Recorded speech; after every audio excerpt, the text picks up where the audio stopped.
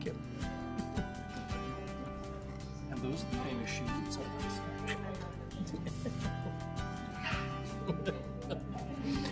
Oh, it takes so little to ruin or make a day. It takes so little to ruin or make a day.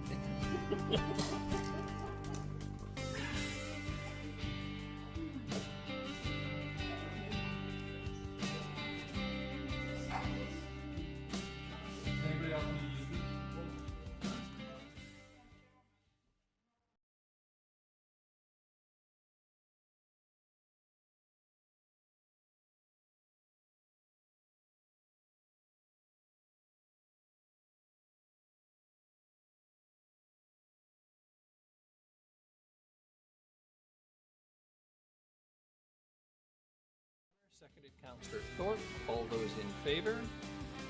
Any contrary? None. Motion carries.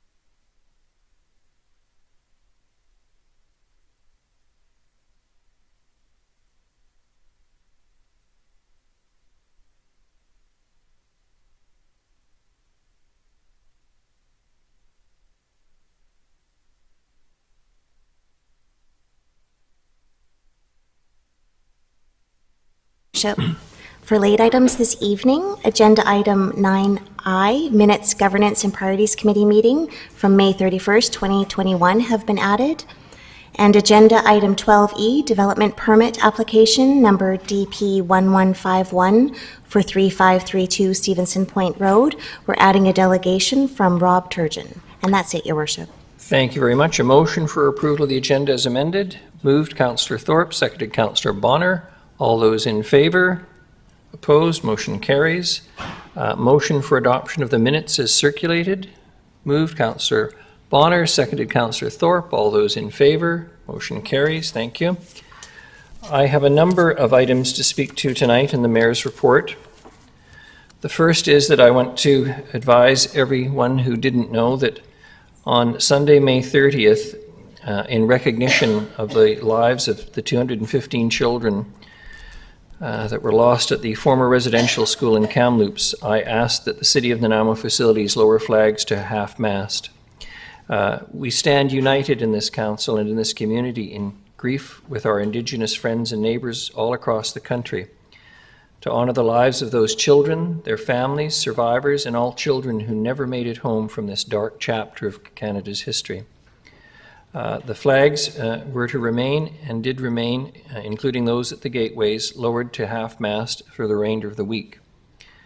I don't think there's a Canadian who is now unacquainted with what I did refer to as a dark chapter in this country's history. And there is much talk of reconciliation.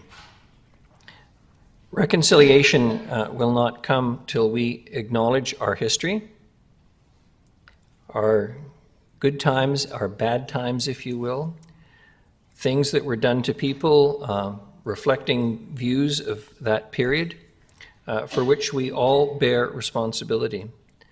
So I am hopeful that this will be an opportunity for many Canadians who have not either considered Canadian history or paid any attention to it, to come to understand why some things are the way they are today, how we got here, and how we move forward. I'm reminded of the words of the late Viola Wise, Chief of the Snuneymuxw First Nation, father of current Chief Mike Wise, who essentially said, we're not going anywhere, any of us, and we need therefore to figure out that path that will take us into the future.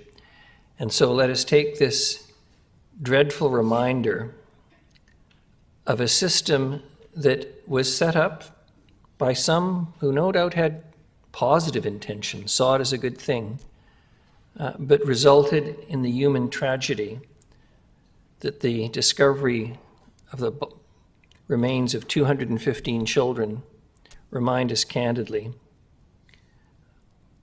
was something that cannot be ignored, that we must reconcile ourselves to as Canadians, that it is an intimate part of our history, and it is our collective responsibility for all of us who know now to move this nation forward and to ensure that the Indigenous peoples of this country play their full and rightful role in the future of this country. Yesterday was Canadian Armed Forces Day, which is celebrated on the first Sunday of June, which was established by motion in the House of Commons on April 25, 2002. It is a day to celebrate Canada's armed services, heritage, and personnel for the men and women who are currently serving troops, to service families, veterans, and cadets. On behalf of Council and the citizens of Nanaimo, we honor, appreciate, and respect the commitment of loyalty of its members. And it is with gratitude to the brave men and women who have served and defended our country that preserved our right to freedom. Yesterday was also the 77th anniversary of D-Day. Many of us grew up in a generation where the name Vera Lynn still meant something, singing songs about a war that took in literally the world. It was on D-Day that 14,000 Canadian troops, demonstrating incredible valor, secured Juno Beach as part of the largest seaborne invasion in the history of the world. In total, there were over 10,000 Allied casualties that day, including 1,074 Canadians. And I'm conscious of the fact that as we gather in this chamber tonight, secure, conscious of the fact that subject to the criminal law of this country, we can say what we want and go where we want, that we have the right to practice the faith we wish, that we're not living in a fascist state, and I don't want to go over the top, but I think it's important to recognize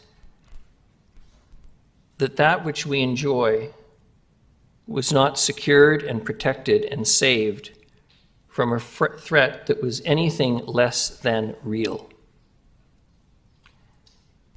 We are still fortunate to have in this community a few veterans of the Second World War. I think of my old friend Vic Osborne, born on Armistice Day, 1918, and God willing, he'll be with us to celebrate another Armistice Day this year, November the 11th. But as we consider our petty concerns of the restrictions of COVID and other concerns, I think it's timely to remind ourselves that when the world was fighting fascism, the end was not clear, victory was not necessarily in sight, and all that we valued as Canadians was under threat. And so I want to particularly recognize that today as we demonstrate day in, day out in this country our rights to free speech, our rights to demonstrate, our rights to be critical of one another and our institutions. We should be reminded, as we are, by what happened at Juno Beach, when, as I say, 1,074 Canadian casualties were suffered, that it wasn't secured without sacrifice. And so, as on behalf of Council, I want to extend a particular thanks to those who have chosen to serve in our armed forces, honoring our Canadian Armed Forces Day, as I mentioned earlier, but also remembering the sacrifices that were made by another generation that enabled us to enjoy today ourselves. Now, on to something a little more mundane and a little reminder to everybody.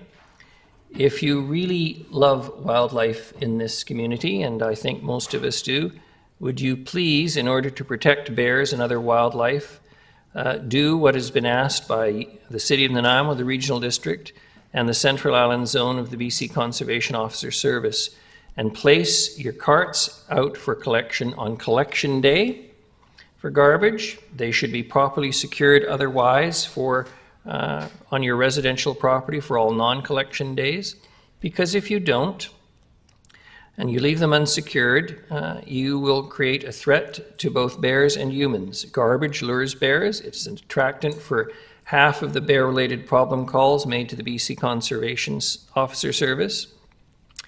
Other attractants include birdseed, fruit trees, pet food, and livestock. And once a bear becomes food conditioned to garbage and other attractants, they will associate people with food and lose their fear of people. So every year in our province, hundreds of bears are destroyed due to that human-wildlife conflict. So please, do the responsible thing. And if you have a problem and you work shifts, and I understand people do, then for heaven's sakes, get friendly with your neighbor and try and work with a little cooperation. And if they're away on holiday and need their garbage put out, do it again in a timely and safe way. I want to happily announce that the City will be setting up, if things go according to Hoyle, environmental photo monitoring stations. And over the course of the year, residents will have the opportunity to participate in a project to monitor environmental changes of restored habitat streams in 8 Nanaimo parks. I'm assuming Council is going to approve it tonight, and perhaps I'm being cheeky by doing it, but I think it's a valuable announcement, and I think it's got good support. The City has contracted a Chronolog photo monitoring program on a trial basis to produce time-lapse videos from publicly generated images. 10 monitoring stations will be set up at 8 Nanaimo restoration sites, which include Chase River, John Barsby School, Linley Point, Gyro, Departure Bay Creek on Bay Street, the Cat Stream at the 3rd Street Park, Departure Bay Creek, Woodstream Park, Chase River, Harewood Centennial, Millstone River, East Wellington Parks, and the Cat Stream.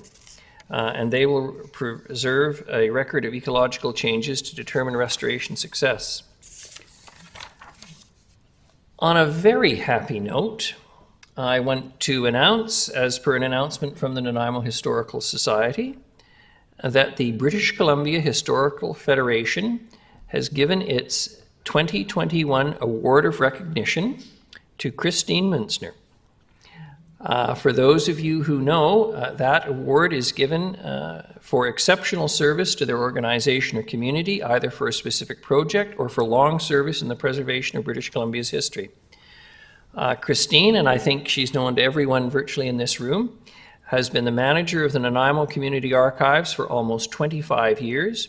During this time as a community archivist, she has provided exceptional service to the community as an advocate for history and heritage in Nanaimo. She has served on the Civic Heritage Advisory Committee and is a member of the Nanaimo Historical Society. She is a real champion for history and heritage. And the fact that she has secured, worked with, and retained so many wonderful volunteers whose names I would be happy to mention, but for fear of missing out a few of them, that she has been able to do so in those 25 years speaks highly of her qualities as a person, her love for her work, her love for history, her love for our community. And so I'm delighted to be able to tell the community that she has received most deservedly this prestigious award. And finally, tonight, I want to report with respect to the Mayor's Leaders Table, which was established consistent with the 2020 Mayor's Task Force on Recovery and Resilience, including recommendations to advise, inform, and collaborate across the community and to further Nanaimo's opportunities and address challenges, that we are getting started virtually on June the 18th. I'm looking forward to getting started. It will be a virtual roundtable, at least for a while. Eligibility was by invitation from me as mayor, and I'm happy to say that I received nearly 100% acceptance from leaders of entities in the community. Further to my report regarding the leader table, I am happy to rise and report that Councillors Thorpe and Armstrong accepted my request this evening at the in-camera council meeting to sit at the leaders table on behalf of the city and act as alternate chairs when necessary. And I'm also pleased to report that we've resolved to amend the Mayor's Leaders Table terms of reference to include Tillicum-Laleham Friendship Society as one of the entities to sit at the table. So I think some good news as we move forward with that project. Ms. Gurry, we have no presentations. Committee minutes are for receipt.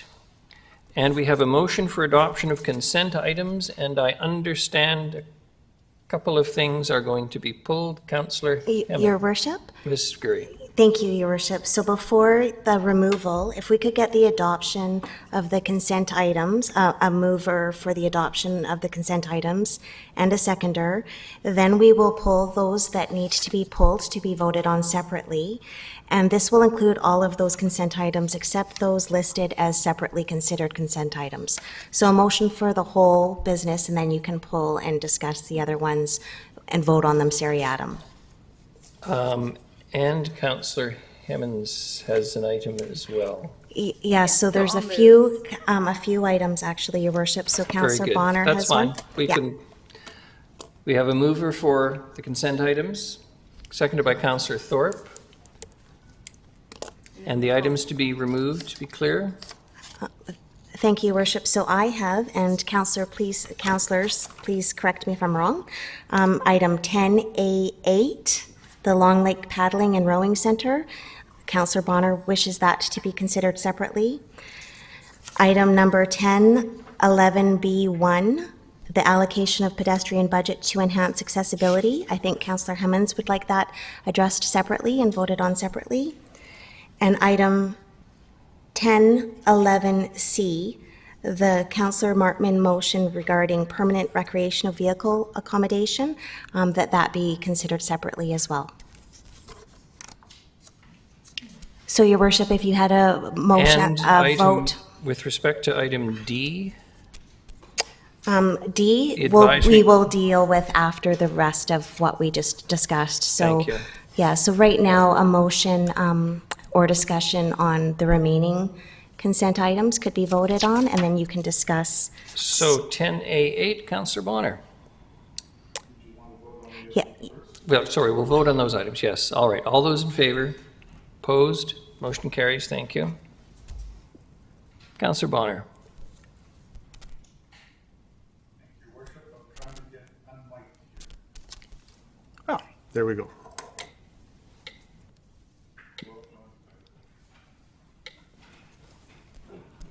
I think we're good to go, yes. Thank you. I'm asked to pull this one out, and as council is aware, I've voted against this in the past, and I would wish to continue going at this point. When this item first came to council, the idea here was, which I agreed with, was that we would fund a design, and then we would go after grants and funds that were made available through the federal, provincial government. And the first one we did was not successful, and I said at the time this particular project would be ideal for a partnership with Indigenous organization. And that partnership was extended, and the ability to fundraise was also extended to the organizations. That was not taken up, and as a result, this canoe house, and forget the irony that we're building a house to house canoes and we're not building houses to house people. This canoe house is now looking to be built with taxpayers' money, even though there is funds available through the federal government and through the provincial government, and that could be possibly stacked and paid for 100% with Indigenous partnerships. So as an Indigenous member of council, I'm opposed to this concept because there's nothing Indigenous about it. And I think we should not be building a house for canoes without some sort of Indigenous thing. And just to make the point, on Friday, my membership card came in for the Scarborough Lake Bajuwan First Nation, and the background image is a canoe.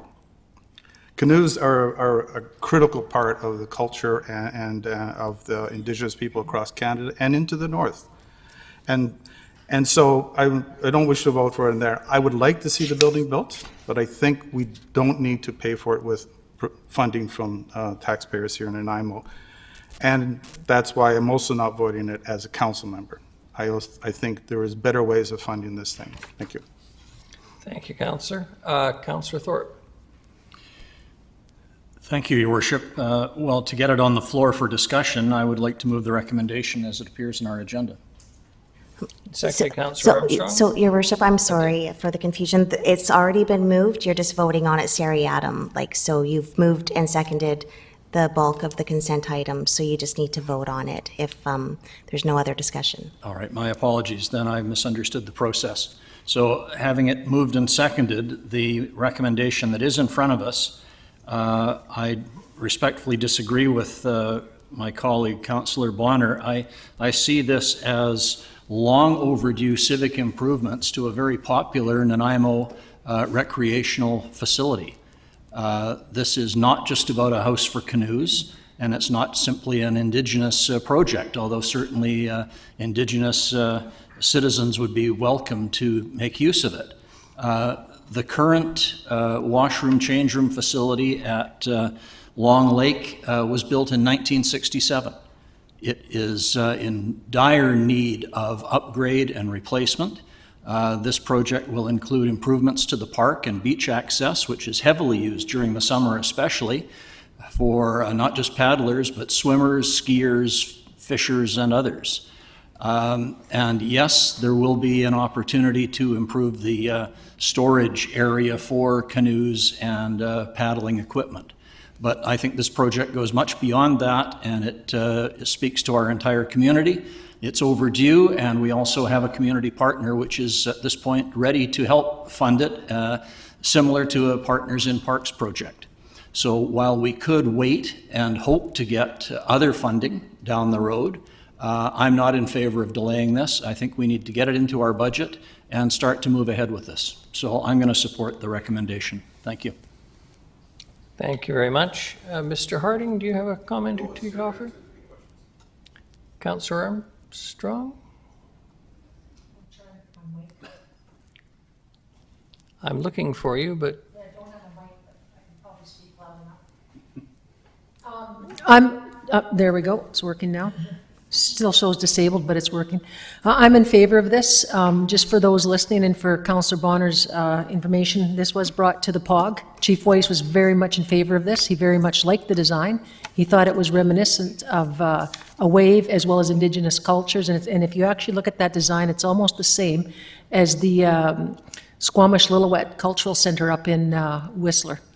So I'm very much in support of it, and like I said, we did put this at the POG to the chief and the other councillors at the table, and they very much liked it and are very much hoping that it goes ahead. So from my perspective, I think this is a really important structure. There's been nothing built in that area with city dollars for many, many years. It's very needed. This also went to the Accessibility Committee, who was very happy to hear that we'd be looking at upgrading the facility so that those with accessible issues could actually use it, because right now they can't. So I think this is a win-win for the community. It's an area that very rarely sees any community dollars put into, meaning paddling, et cetera. And it is an extremely well-utilized park, especially in the summer months. Thank you. Thank you very much. Seeing no other speakers, Councillor Martman, sorry, you're not. I'm trying to get the mic to work. Oh, it is now. For many of the reasons that the other councillors have stated, I am in support of us approving this for the 2022 draft financial plan. And being that the draft financial plan is a working document, if there's other work we can do to bring in other funding, especially for housing the canoes, that would be awesome. But this improvement is not only for the park improvements, it's also for the washrooms that other ones have stated is long overdue. There's a lot of work that can be done in an area of our midtown that is highly used during the summertime. And for those reasons, I do support this going forward. Thank you. Thank you very much. I'm not seeing any other speakers. All those in favor? And contrary? Councillor Bonner? Thank you. Motion carries. The next is item 10B1, allocation of pedestrian budget to enhance accessibility.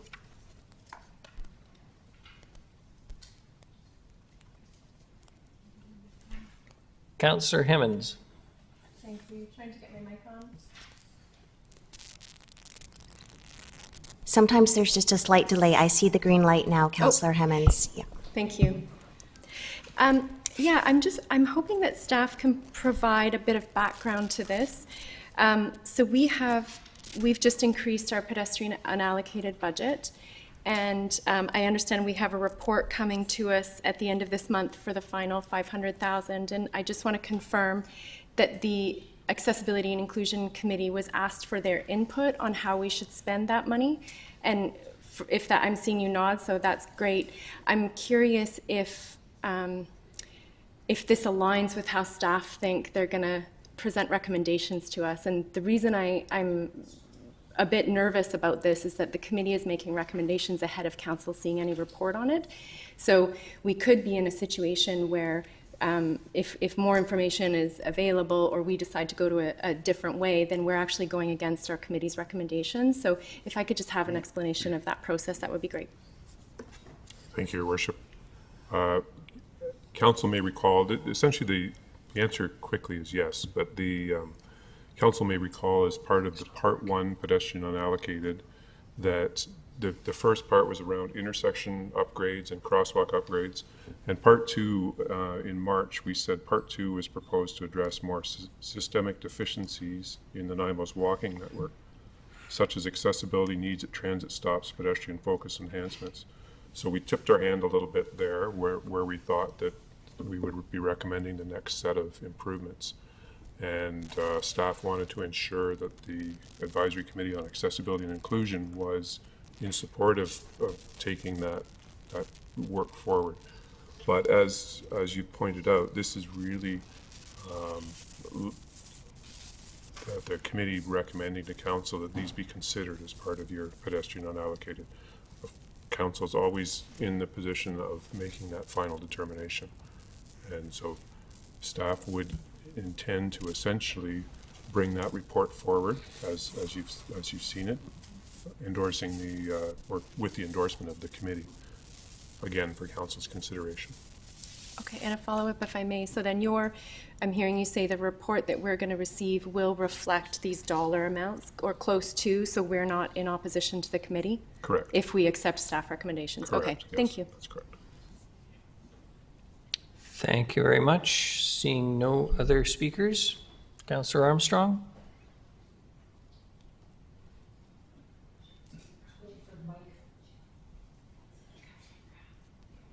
No, there we go.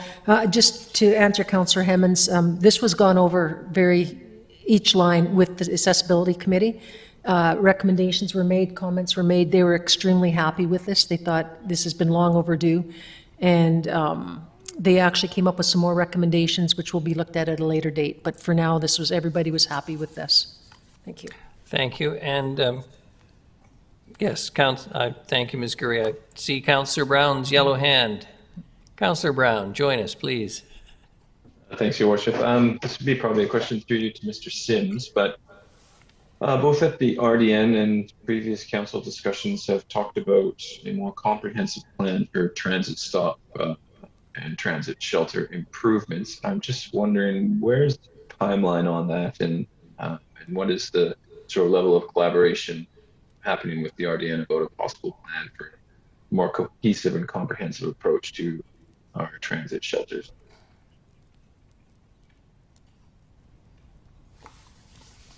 Thank you, Worship. Through you to Councillor Brown. That is an ongoing topic of discussion. There's an opportunity, I believe, for grant funding towards some transit shelter that staff has in the mix. The other work that's underway is cooperative or a partner approach to a transit redevelopment strategy. So that will be in front of council in the next several months and the board. Okay, so just for clarity, does that include a more comprehensive approach to how we will fund and build out transit stops?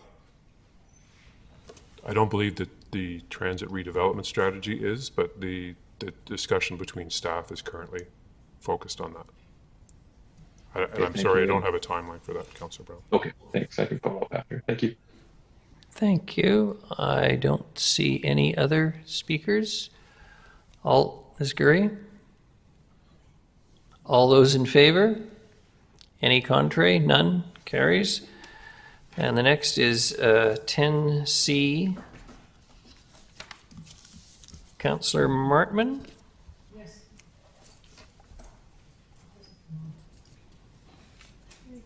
You're on. Okay. Yes. I wanted to, this motion has come forward, but it is also, I'm also aware that there is a report that's being prepared at the regional district, a request that has come through for tiny homes. And I would like us to work collaboratively when we're working on reports and different things. I think that recreational vehicles or tiny homes will probably be more suitable for the regional district and rural areas. I do not want the idea, and the regional district report is coming back specifically on tiny homes with or without wheels. I'm also very interested in permanent recreational vehicle accommodation. But what I would like to do is defer staff from preparing any report until the RDN report has come in, and we can possibly build on that, because I'd like to see us all working collaboratively, the regional districts, the cities, and not having duplication. So at this time, I would like to make a motion to defer this until we receive a report from the RDN. Ms. Gurry? Thank you, Worship. So this motion to defer would require a seconder. Yes. Councillor Armstrong. Any discussion? All those in favor? Sorry, Councillor Brown. Thanks, Your Worship. Don't want to prolong this, but I just want to make sure I'm voting on the right thing here. Are we deferring to consider this motion until after the RDN? Or are we deferring to get a staff report until after the RDN? Deferring for after the RDN. Yes. Okay, perfect. Just the consideration of this motion after the RDN. Thank you. Thank you very much. All those in favor? Any contrary? None. Motion carries. We then have these separately addressed items. Councillor Martman? Yes, and I would like to, I brought this separately because it's from the Advisory Committee on Accessibility and Inclusive meeting, and at this time, I would like to move that we defer this for staff report. And we have a seconder, Councillor Bonner. Any discussion? Ms. Gurry, were you raising your hand? No, Your Worship, just for confirmation for the public, that is all of those motions under D11, the whole Yes. group of Yes, recommendations. yes, Thank you. Thank you. All those in favor? Sorry, Councillor Bonner. You're on. Thank you, Your Worship. I'm in favor of the motion. I just wanted to point out that when I saw all of these recommendations coming from the committee, I said, well, that's a lot of stuff. So I actually spent the time and watched the committee meeting, and I would recommend other folks too. It was really good conversations they had, and I think I would thank every single one of them for participating in it. So I was quite pleased. Thank you. Thank you very much. A hardworking committee. All those in favor? Any contrary? Motion carries. Thank you. We have no delegations unrelated to agenda items, and the first item under reports, number 12 section, is A, that is the bylaw notice enforcement amendment bylaw to authorize the District of North Cowichan to participate in the dispute adjudication registry system. Ms. Gurry. Thank you, Your Worship.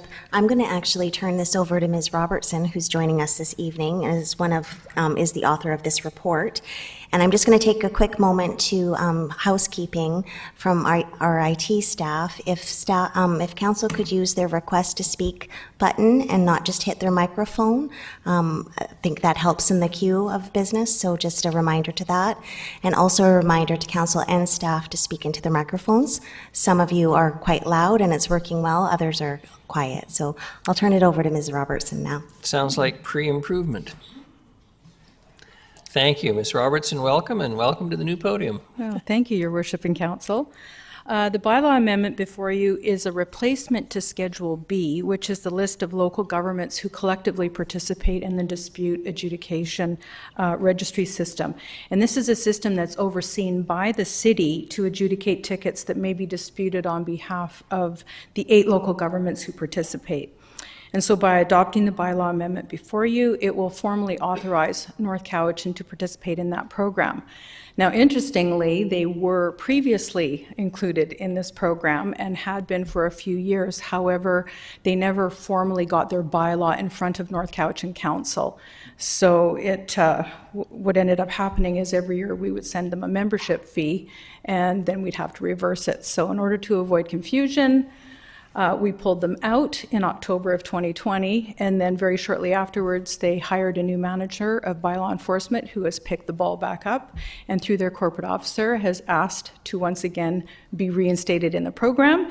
And I can confirm that on May 17th, 2021, the North Cowichan Council formally adopted the bylaw.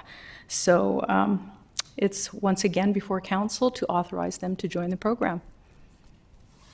Thank you very much. Councillor Thorpe, you have a question? No? Councillor Martman? Thank you. That bylaw notice enforcement amendment bylaw 2021 number 7159.10 to replace Schedule B registry agreement to authorize the District of North Cowichan to participate in the city's dispute adjudication registry system pass first reading. Seconded, Councillor Thorpe. All those in favor? None opposed. Motion carries. Councillor Martman. Motion that bylaw notice enforcement amendment bylaw 2021 number 7159.10 pass second reading. Seconded, Councillor Thorpe. Any discussion? Seeing none. All those in favor? Any opposed? None. Motion carries. Councillor Martman. Motion that bylaw notice enforcement amendment bylaw 2021 number 7159.10 pass third reading. Seconded, Councillor Thorpe. All those in favor? Any opposed? None. Motion carries. Thank you very much. The next is Ministry Approval Update, Animal Responsibility Bylaw. Ms. Gurry, we're going straight to Ms. Robertson. Thank you Thank again, you Your very Worship. much. So whenever a local government does any regulating of animals and it has the potential to cross over into wildlife, the minister responsible needs to approve the bylaw. So for example, when limits are placed on small flock birds that could be processed, the minister has to approve that because there are certain species of finches that are considered to be wildlife. And same holds true for our definition of poultry. We have included in there quail, which are considered game birds. Sorry, I just keep getting this. And so they're also technically considered wildlife. And finally, some of the animal cruelty provisions cross over into it as well. So when council gave the first 3 readings to the bylaw in February, the next step was to send it to the ministry for approval. And on April 22nd, we heard back. And the ministry's policy and legal staff, they wanted to make a few minor amendments for clarity purposes. And I think their biggest concern was with the definition of owner. So in our current bylaw, there's a lot of the owner shall do this or the owner shall not do that. But the ministry is actually considered an owner when it comes to wildlife. So that was something that we learned. And so they wanted to ensure that the definition of owner was clarified to specifically exclude the government of BC. They also wanted it highlighted that the bylaw didn't apply to an activity or conduct that had been authorized by a permit or a license issued under the Wildlife Act or the Animal Health Act, as they have actually one permit issued to a citizen of Nanaimo who owns a small number of controlled alien species for their personal use. And finally, they just wanted to have wildlife excluded from the seize and impound provisions. As the way it's currently worded, the animal control officers can go out there and retrieve sick or injured wildlife through the overarching branch definition of animal. They did recognize for certain that we are the first point of contact with members of the public when it comes to an animal who is injured, regardless of whether it's wildlife or not. And they still want to, of course, encourage our good working relationship with conservation officers, but legally it has to state that it would be their responsibility. So they just needed that clarified. So the proposed amendments that are before council have been referred back to the policy and legal staff, and they have given their preliminary approval to it. So if council is also supportive of the changes, we would be looking for a motion to rescind 3rd reading and then reread 3rd reading as amended with the provisions in front of you. And then from there, staff would rescind the bylaw back to the ministry, who would then recommend the minister's approval. Thank you very much. Councillor Martman, I assume you want to move the motion, but Councillor Bonner is on my list, or? Question, yes, please. Thank you, and through you to staff, if I may. A member of the public approached me, community approached me about the enforcement part of the bylaw. And since it's kind of in front of us again, it's sort of like open, I'm guessing. So their concern was, is it by complaint driven or is it not? And where in the bylaw would that provision be if it is complaint driven? I think that's our overarching policy with enforcement provisions generally, is it's by complaint driven. We don't have the staff to go around and drive and look for these things, so it is definitely complaint driven. And also we have the existing policy, and I'm trying to remember it off the top of my head, but people have to be directly impacted by it. So again, it prevents somebody that now sees a bylaws in place and pulling out a clipboard and driving around the community trying to point out infractions. You need to definitely be affected by it. And it's also the primary concern is for the care of the animals. Thank you. I think their concern was more along lines of, if no one's being impacted and no one's complaining, could the bylaw officer on their own decide to intervene? I don't think they would. They all do it by complaint. So I'm. Ms. Gurry. Thank you, Worship. Through you to Councillor Bonner. I think what Ms. Robertson is saying is, unless there was a complaint that the bylaw officer responded to, they wouldn't proactively be looking to enforce the bylaw or enforce infractions. without a complaint. However, I think that if they did witness it, education and compliance is always the go-to and the policy for our bylaw officers. So they would speak to that owner committing that infraction, and before they would ever ticket, they would say, you know, this is the bylaw, you should follow rules A, B, and C. But it is always the philosophy to educate and get compliance rather than enforce. Okay, thank you. Very good. Councillor Martman? Thank you. Motion that council rescind third reading of Animal Responsibility Bylaw 2021, number 7316. Seconded, Councillor Bonner. Any discussion? All those in favor? Motion carries. Thank you very much. Councillor Martman. Motion that council give third reading as amended to Animal Responsibility Bylaw 2021, number 7316, as attached to the June 7th, 2021 report by the Deputy City Clerk. Seconded, Councillor Bonner. All those in favor? Opposed? Motion carries. Thank you very much. Thank you, Ms. Robertson. Thank you, Council. The next is the 2021 UBCM Community Excellence Awards. Mr. Sims.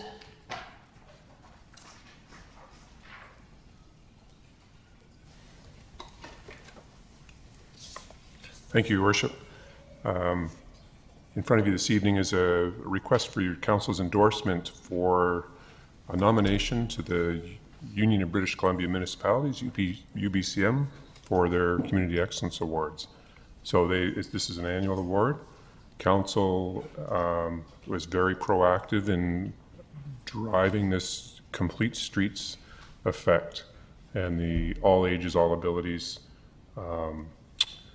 transportation corridors, especially for those who are vulnerable or less car centric. So many municipalities have done an awful lot of work in building cycle lanes or separated sidewalks and so on and so forth, that I believe that especially when it comes to intersection treatments and developing the full complete streets, this council is the first that's adopted it into bylaw, as far as we know, in Canada. So should council endorse the application, UBCM will formally accept the nomination. We've had to submit it in time for the deadline, which was May the 21st, and UBCM is accepting of council endorsement after that date. Thank you very much. Councillor Brown. Thank you, Your Worship. I would absolutely love to move this motion. And Councillor Martman will second you, and just did. And I would just like to say, these are the most top and ambitious and excellent standards in the country right now. And while council did endorse them, I think there was great work both by the staffing and also the consultant firm on this, and all the if this award is successful, which I hope it is, and we have received others in the past, I think all credit should rightfully go for the staff for the excellent work on this. So thank you, Bill. I trust you'll pass on thanks again to everybody in the team. So I hope council will support. Thank you, Councillor Brown. Councillor Bonner. Thank you, Worship. I'd also like to take this opportunity to congratulate staff on the complete streets, and also the fact that we're getting one built for us on Metro Drive, which I think is kudos to that as well. And I look in further in the meeting, I'd like to take this opportunity to thank also staff for the work on Front Street. I happened to notice that the lines have been painted today, so I drove up them on my bike. Other than I almost ran into a U-Haul that was parked in the bike lanes. I'm sure we'll eventually get that sorted out. Thank you. I trust we will, Councillor Bonner. Thank you very much. All those in favor? Opposed? Motion carries unanimously. Mr. Sims, I think you've heard the words of council, so the members have already spoken. Well done. Thank you. The next is the lease to Double H Holdings Ltd -2280 Bowen Road, Bevan Park, Pitch and Putt. Mr. Harding or Mr. Lindsay, who's going to grab the I think I'll start, Your plug? Worship. Very So we have a good. 10-year renewal lease for the golf course at Bevan Park, and be willing, any questions or details you need, I'm willing to answer.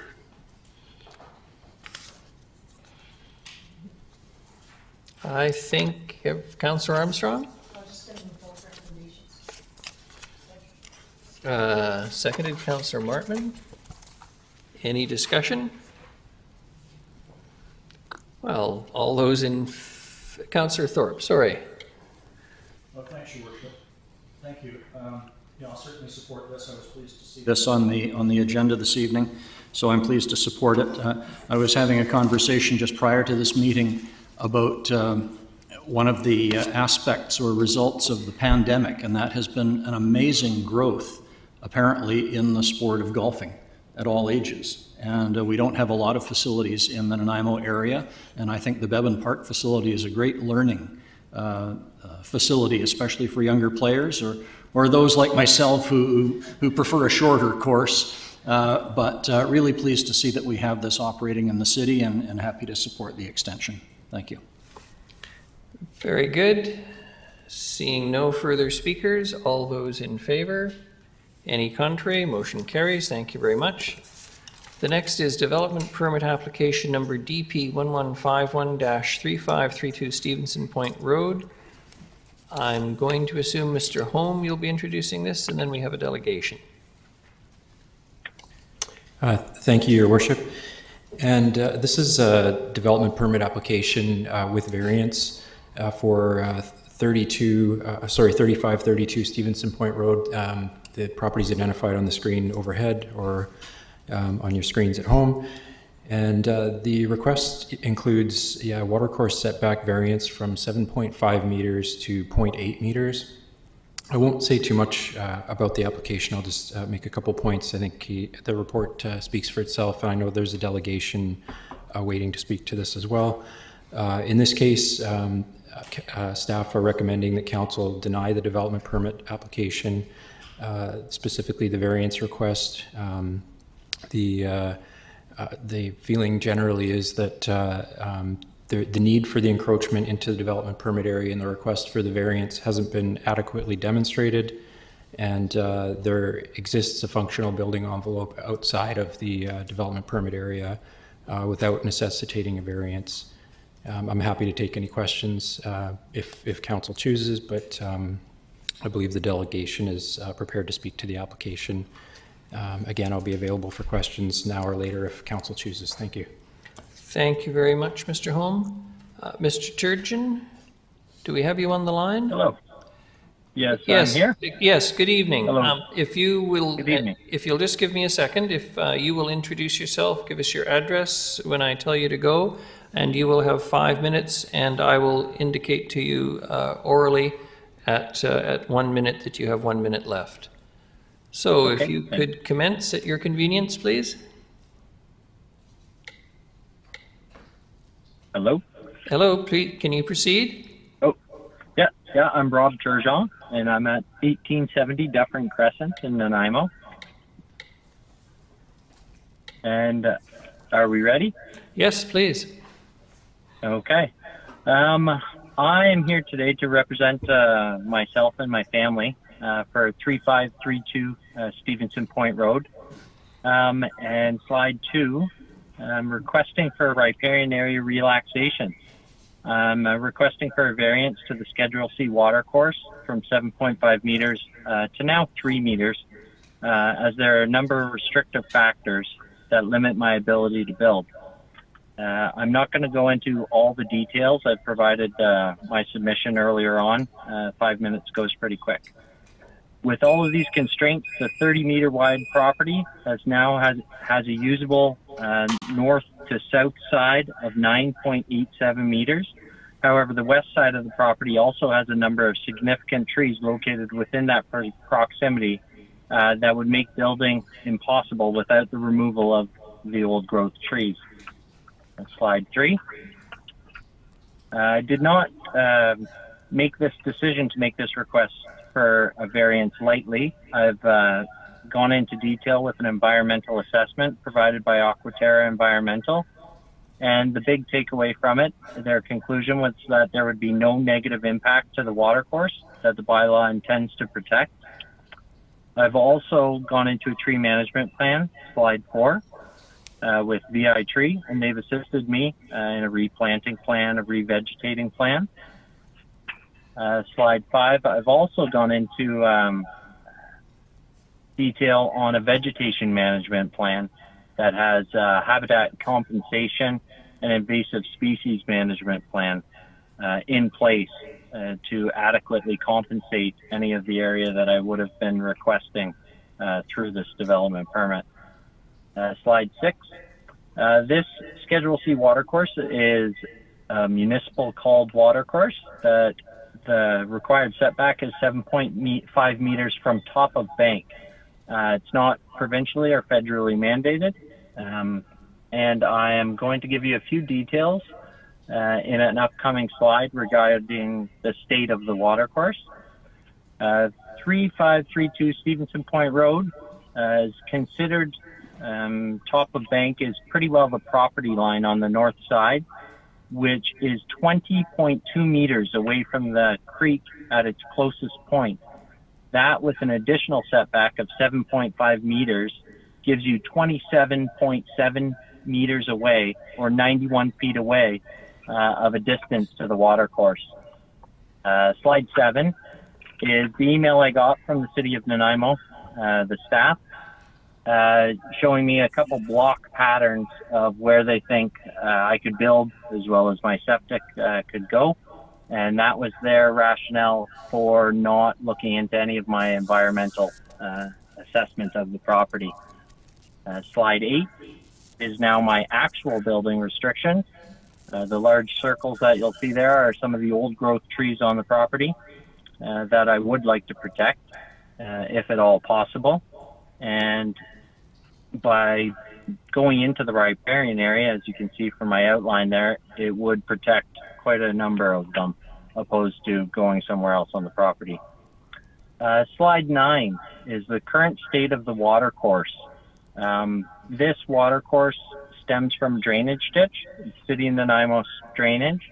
It's just been placed in a culvert as well on a brand new subdivision, just adjacent, on the property adjacent to mine. And then the next slides, 10 through 20, if we quickly, are just pictures of basically what's laid out in slide 9 there. So slide 10 is the watercourse source. Slide 11 is the old path of the watercourse. As you can see, it's been completely clear-cut and paved over. Slide 12 is the current watercourse outlet, stemming straight out of a brand new culvert. Slide 13 is the municipal culvert that's just been newly installed. Slide 14 is a fence line from my neighboring that goes directly through the Schedule G or Schedule C watercourse with a grate to impede any wildlife to move freely through it. Slide 15 is just a private culvert that passes through the stream. Slide 16 is a concrete dam and stone bridge that go directly through the watercourse. Slide 17 is an existing house on Stevenson Point that is only 5 meters away from the duration of the Schedule C watercourse. Slide 18 is a look from the watercourse up at my property that is, like I've mentioned, 20.2 meters to the property line, not even the setback. Slide 8 is a drop to ocean that shows that this is a non-fish bearing seasonal stream. And slide 20 is the actual area in question. As you can see, it's largely a patch of dirt. So in conclusion, slide 21, with the existence of all the mentioned aspects of the waterway, the fact that there are 5 other structures that run close or directly through the existing watercourse, and a newly built subdivision where wildlife was clear-cut and it's entirely only 56 meters away from my property line, It seems quite excessive and prejudiced to have such extreme setbacks on the southern side of this drainage ditch. I'm requesting proximity to the Schedule C watercourse of 23.2 meters or 76 feet, which equivocates to a reduction of 4.5 meters. Thank you, Mr. Thank you. Turgeon. You're a little bit over time, but I wasn't going to be too sticky with you tonight. Thank you, appreciate it. Any questions from council? Councillor Turley. Actually, it's a question for staff. Staff? Stay on the line, Mr. Turgeon, please. Yep, will do. Through your worship to Mr. Holm, can you confirm the source of the bulk of the water on this watercourse? Yeah, through your worship to Councillor Turley, I mean, not directly, obviously, there's a tributary area upstream. The portion of the watercourse adjacent to Mr. Turgeon's property is protected watercourse, Schedule C watercourse under the zoning bylaw. And as Mr. Turgeon has pointed out, it does from there transition upstream into an unprotected, culverted, ditched, anthropogenic system that's a drainage system. And then through that into the adjacent property to Mr. Turgeon's, the ditch as well as other portions upstream, direct drainage into this watercourse, and it is again a protected Schedule C watercourse under the zoning bylaw. As Mr. Turgeon's pointed out, it is not a fish-bearing watercourse, but it is a protected watercourse. Thank you. Councillor Bonner, pardon me, Councillor Brown. Thanks, Your Worship. Just wanted to make sure I might have misheard something, but did the delegation refer to a septic field? Yes, that's sorry. May I speak? Yes, sorry. Councillor Brown, if you could repeat your question. Sure, I just thought I heard the delegation mention a septic field, so I was just curious. It would be serviced by a septic, not by the community system. Mr. Turgeon or Mr. Holm, or you can both answer it probably. Mr. Turgeon? Yeah, I don't mind. Yeah, I don't mind speaking to that. Yes, there's no sewer system in this area of Stevenson Point Road, so a septic system would be required. And that is actually part of the issue, is that due to there is a fairly steep slope on two sides of the property going down to water courses, I'm very limited to where I can put this septic system. I know today's modern septic systems don't require as much room, but it's still a sizable system if you have a house, with 4 or 5, maybe even 6 bedrooms in it. So that's part of the issue. If I may, just to follow up, Your Worship, just to the delegation, is it correct that the house is like 7,600 square feet proposed? Yes, currently it is about that size. I know that does seem large. I have a family of 4 right now, and it's potentially growing if the wife gets her way. But we also have our in-laws that live with us, and I also have aging parents myself, and not to mention all of our other family is far away. So when they come and stay, they usually come and stay for weeks or a month. So although it does seem large on the surface, we do have quite a large active family that would all be using this property. Okay, thanks, Your Worship. Thank you, Councillor Brown. Councillor Hemmons.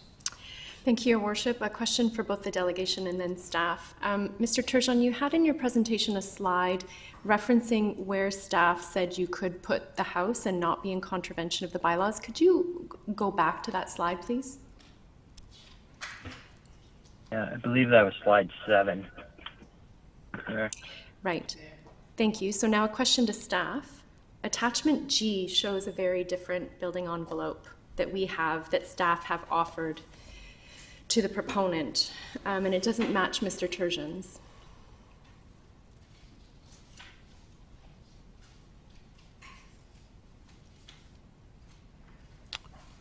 So I guess my question is, does Mr. Turgeon have the correct information in terms of where he can actually site this house? Yes, through your worship, he has. This is, I think this was an earlier version. Again, it's an approximation that was shared with Mr. Turgeon, and the copy in the staff report, I believe, is more accurate. As you can see, I don't know if you can make it out in the overhead, but it doesn't actually, the site plan that he's showing on the attachment there to his slide doesn't actually encompass the area that he's proposing to build the house closer to the ocean. So I think this was what we've shown, or what Mr. Turgeon's showing overhead is likely more conservative than the actual building envelope. We've done another estimate. Again, it's just an estimate, but it shows development potential outside of the required watercourse setback, both for the watercourse, the ocean, and as well as respecting the property setbacks and the proposed septic area that Mr. Turgeon's identified as well. Okay, thank you.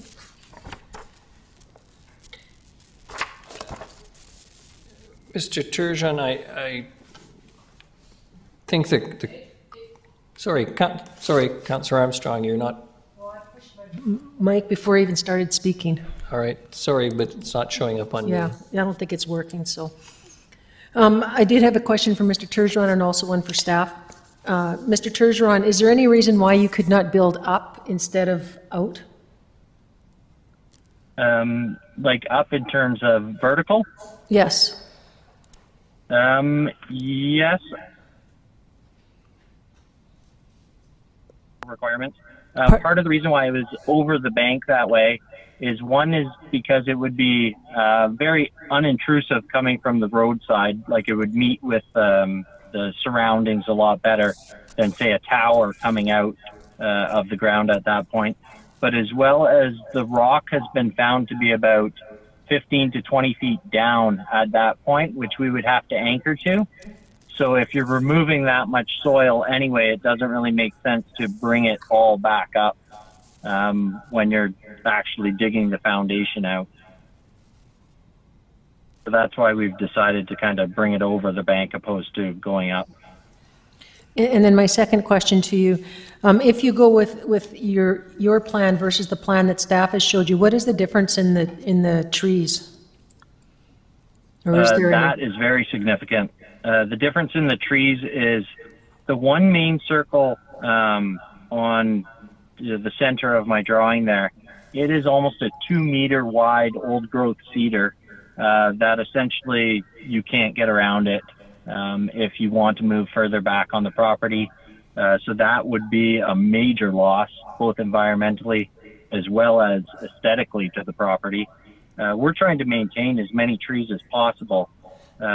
That's one of the reasons why we came to Stevenson Point, is because it's such a beautiful area nature-wise. And we want to work around the property and maintain as much vegetation and trees on the property as reasonably possible. And that's why, one of the reasons why we're proposing going into the riparian area, because it's essentially one of the least treed places on the property. Thank you. And now for staff, do we know, is sewer going to be going to that area soon? Because I believe if it did, that would eliminate the need for the variance. Through your worship, and I can't answer with certainty, but I would expect it to be a very lengthy time before sewer service was provided to that property. In any event, I believe that the proposed septic field can be accommodated without the need for a variance. Thank you.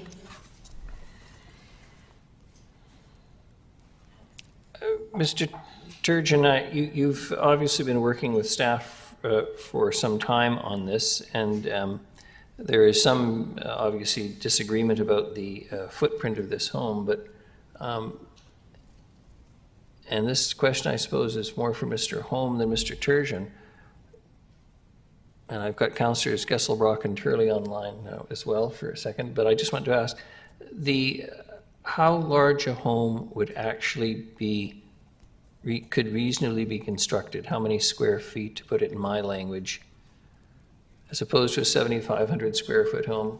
How many square feet on the building envelope that staff sees would not require variances? Can someone tell me, Mr. Lindsay? Your Worship, from staff's perspective, and I think it's been included in the report, that we believe a similar size home could be constructed on the property. But I just want to take a moment just to confirm for council that when an application comes in and somebody's proposing a home of this scale, staff do not look and see, well, is there another place on the property you can build an equivalent size home? When staff are looking at if there's an undue hardship here that justifies a variance, is there a place to build a reasonable building envelope to build on the property? And both of those attachments that have been shown show the same thing in staff's opinion. There is a building envelope outside of the leaf strip that allows for home construction. Thank you, Mr. Lindsay. Councillor Gesselbrock. Thank you, Worship. Just a question to staff. Did those building envelopes, I went out and checked out the property, that were proposed, did they take into account tree retention of sort of these significant trees? I do recall there's one large, cedar tree on the property, and I'm just kind of curious, was that taken into account? Your Worship, it might be helpful if we could pull up schedule or attachment H in the staff report.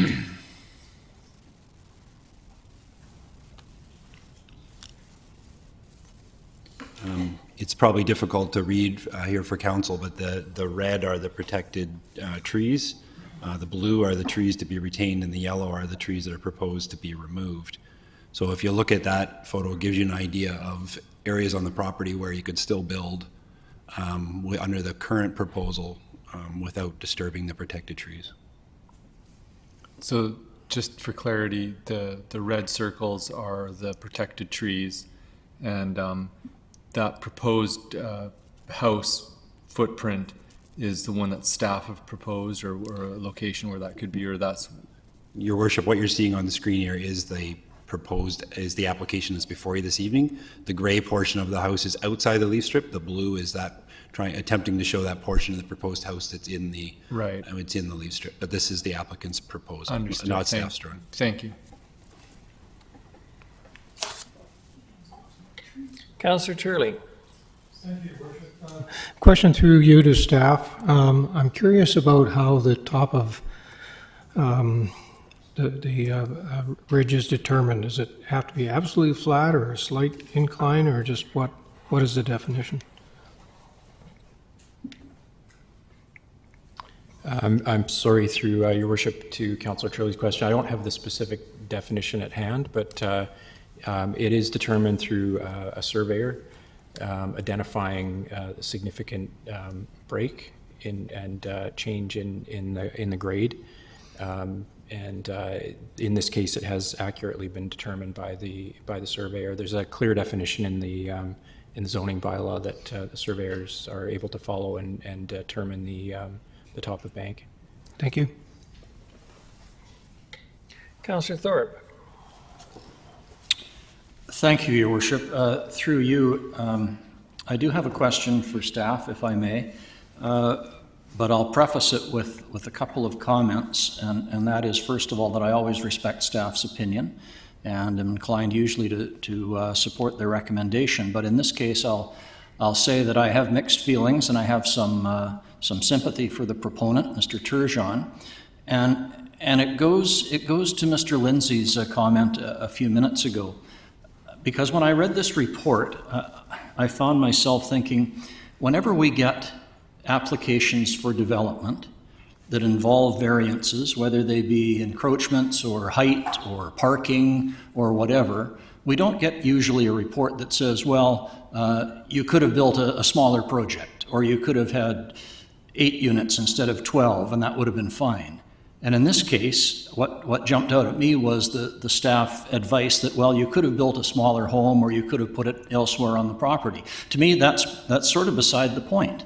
I think we need to deal with what the proponent wishes to do, look at the variance that's being requested, and base our decision on whether or not we can support that variance. And for me, I did not see strong evidence in the report related to an environmental assessment of the variance. I saw that it's a non-fish-bearing stream, and I know it's protected, but I also note that there's other restrictions on the property. There's an encroachment from the south of another house. There's the septic consideration. So my question to staff and Mr. Holm is, can you give me more information on a reason for staff not recommending this variance based on an environmental assessment? Sorry to put you on the spot. Yeah, no, thank you, through your worship, to Councillor Thorpe's question. So we look to the development permit area guidelines, in this case, development permit area 2, environmentally sensitive features development permit area, or environmentally sensitive areas development permit. In this case, the development permit area guidelines give direction to avoid disturbance within the development permit area where possible. And that points to something Mr. Lindsay mentioned earlier, that where there's a functional building envelope outside of the development permit area, that's where we'd recommend that development occur.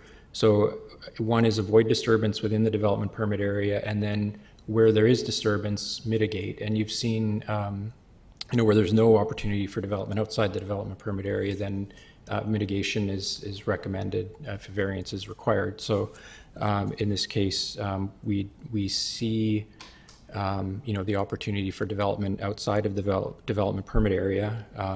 There's definitely a functional building envelope there, and we don't see the need for encroachment into the development permit area. We're guided by the development permit area guidelines on that. Thank you.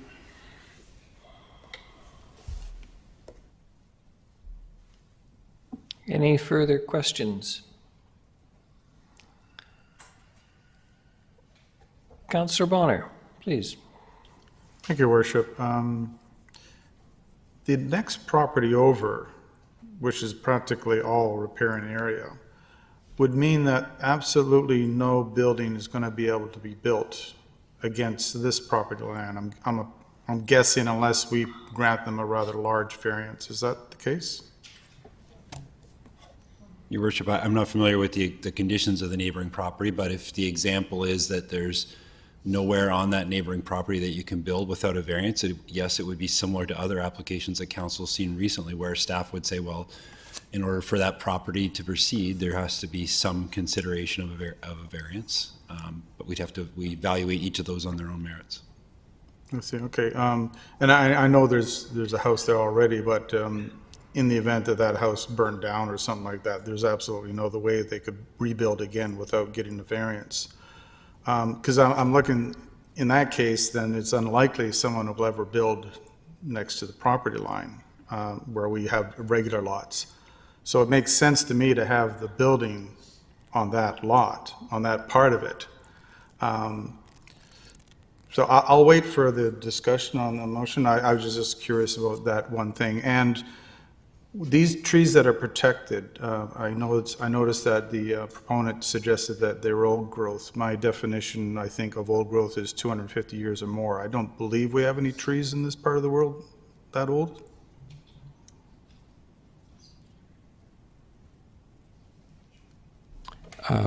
There are a couple of, I can't speak to the definition of old growth, but there are a number of protected trees, 4 protected trees under the tree management bylaw on the property that would be, their removal is proposed to be avoided in the case of the applicant's proposal overhead, and would also not be impacted by development within the building envelope outside the development permit area, outside the watercourse setback that staff identified as well. Thank you. And just a quick one is regarding the riparian area. This isn't a fish-bearing creek, and I completely understand that, but it's my understanding, and correct me if I'm wrong, that the riparian area refers to the land of moisture near the creek, so that, and everything inside it, including the ability of animals to travel it, that sort of thing. So the riparian area is just much more than just a creek. It's the land and the habitat around it. You're nodding, so I'm guessing I'm fairly correct on that? Yes, through your worship. Yeah, the riparian area is sort of the vegetated area adjacent to the creek, provides shade and as you identified, habitat for other terrestrial animals as well. But it does provide it supports the function of the watercourse through shading and the other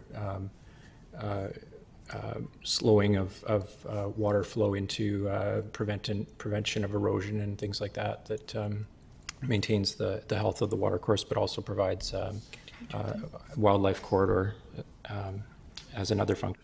Thank you. Thank you, Councillor Bonner. Councillor Hemmons, and then Councillor Armstrong. Thank you, Your Worship. I'd like to make a motion if that's appropriate. Yes, I guess we're far enough along in this, if you wish. Thanks. I would like to move the staff recommendation. And there's a seconder, Councillor Bonner.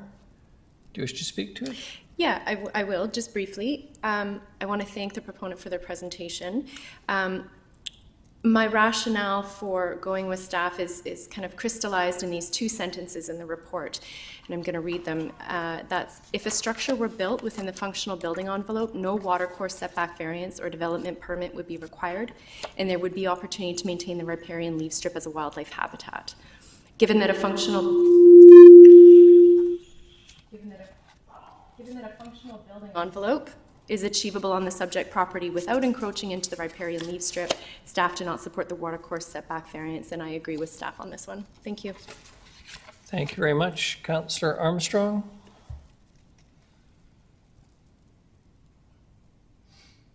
Waiting for the mic. Thank you. I guess my queuing's not working because I've been pressing it, so I'll just raise my hand. I do have a question on that. Contrary to what Councillor Hemmons says, I think his plan actually helps the riparian area much better, because right now it's just a empty dirt lot. I've been out there, and I know Councillor Geselbrecht went out, I think Councillor Martman did as well, and it's just nothing but dirt. And his plan's actually going to put vegetation in, it's going to put trees in. So my question would be, would that not be better for a riparian area? For anybody that could answer that?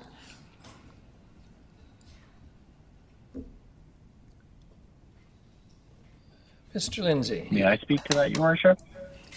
Oh, yeah, Mr. Turgeon, if you'd like. You're the proponent. I would have to agree with you significantly. Like you mentioned, that it's just a bare patch of dirt currently right now. Actually, it's worse than a bare patch of dirt. It's filled with invasive species of plants and fauna that aren't supposed to be there in the first place. Part of my plan with my vegetation management plan would rehabilitate the riparian area, or the remainder of the riparian area, as well as my tree management and planting plan has me planting hundreds of trees around the property as well to revegetate it, leaving the overall riparian area in a much stronger condition than it would have ever been if I would just leave it the way it is. Could I get clarification from staff, please? Your Worship, I think what staff would say is that I think we come from a starting point that it's always better to stay outside of the riparian areas. I mean, it would be our interpretation of the guidelines that that's the starting point. But if there is a variance that has to come forward to council, we often look for compensation in the way of planting of those areas. The only thing I would add that, of course, yes, it's admirable to plant in the area outside of the variance, but of course, anything that's being covered by house would not be eligible for replanting. Thank you. Councillor Geselbrecht. Thank you, Your Worship. Just to confirm with staff, the building envelopes proposed by staff would, one, keep the house footprint out of the riparian area, and two, maintain those significant trees, or to require some of those significant trees to come out.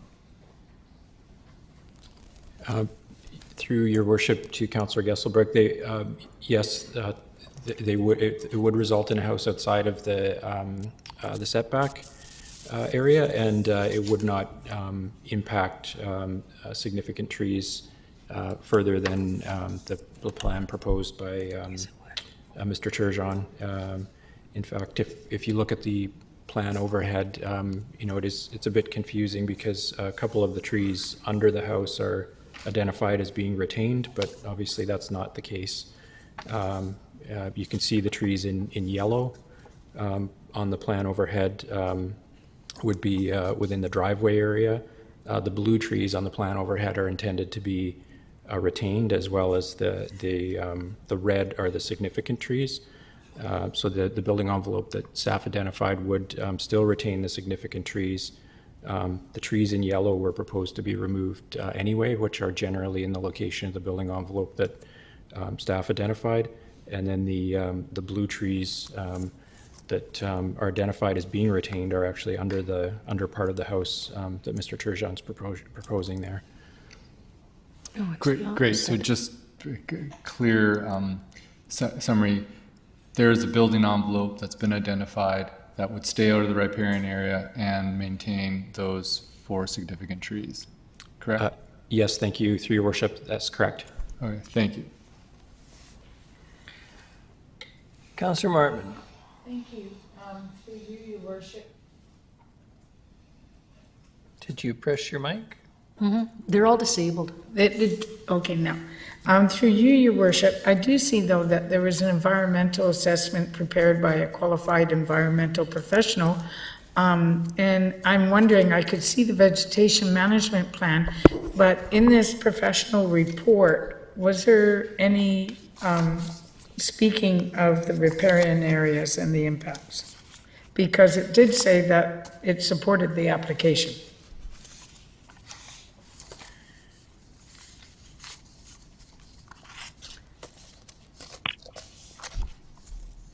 Mr. Holm? Yeah, thank you, through your worship. And as was identified previously, this is not a fish-bearing watercourse, so it isn't a riparian area assessment. The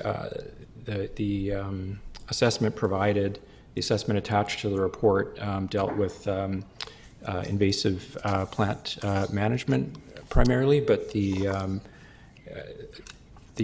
applicant did submit a environmental assessment that supported the proposed variance with a mitigation measure on the basis that it isn't a fish-bearing watercourse, but there still is value in the riparian area, and following the development permit area guidelines, development outside that area would be, when there's a functional building envelope, would be primary objective, with mitigation where encroachment's necessary being secondary. Thank you. And just further, reading from the report is Councillor Hemmons. I'm reading that the OCP provides guidelines that include requiring an environmental assessment, that was done, minimizing the negative impacts, that in my opinion, I believe is being worked on, completing the riparian restoration and committing to a vegetation management, which the person has also arranged. So in going out and visiting the property, and as much as I understand the riparian areas, that little strip of property, I really can't see, in my personal opinion, impacting it. So, thank you. Councillor Turley, then Councillor Thorpe, and then Councillor Brown. Pardon me, Councillor Turley, Thorpe, Armstrong, and Brown. Thank you, Your Worship. Through you to staff. Forgive me, I'm just trying to juggle what won't work over there and what does work for the rest Mine of you. doesn't work and my mic doesn't go off. You need to be quiet then, right? Councillor Turley, please proceed. Thank you, Your Worship. Through you to staff. So on the, I don't know which drawing it is, where the suggested building site from staff, I'm just wondering how close to, Mr. Turgeon made reference to a large cedar tree. I'm assuming that's one of the 4 large trees, and I'm wondering how close that proposed resiting of the house is to one of those trees. Yeah, thank you.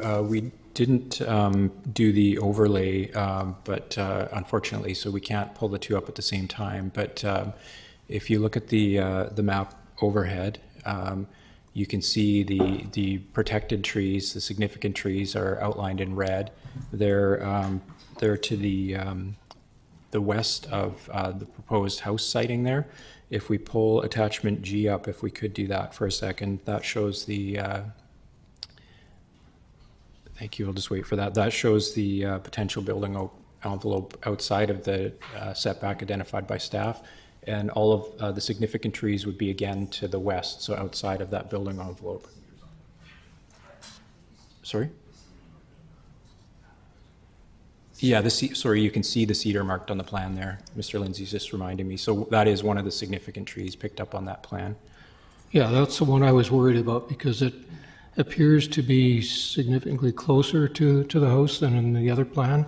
And of course, the problem with cedar trees is the roots don't go down, they spread horizontally. Sorry, maybe if I could through the chair, through your worship, to clarify. So the house, you can see the outline of the house shown in like light black. That's the house that's proposed by Mr. Turgeon. The dotted red, the dashed red line, that's the building envelope that's been identified as outside the setback, the watercourse setback. So the cedar tree is similar distant to both.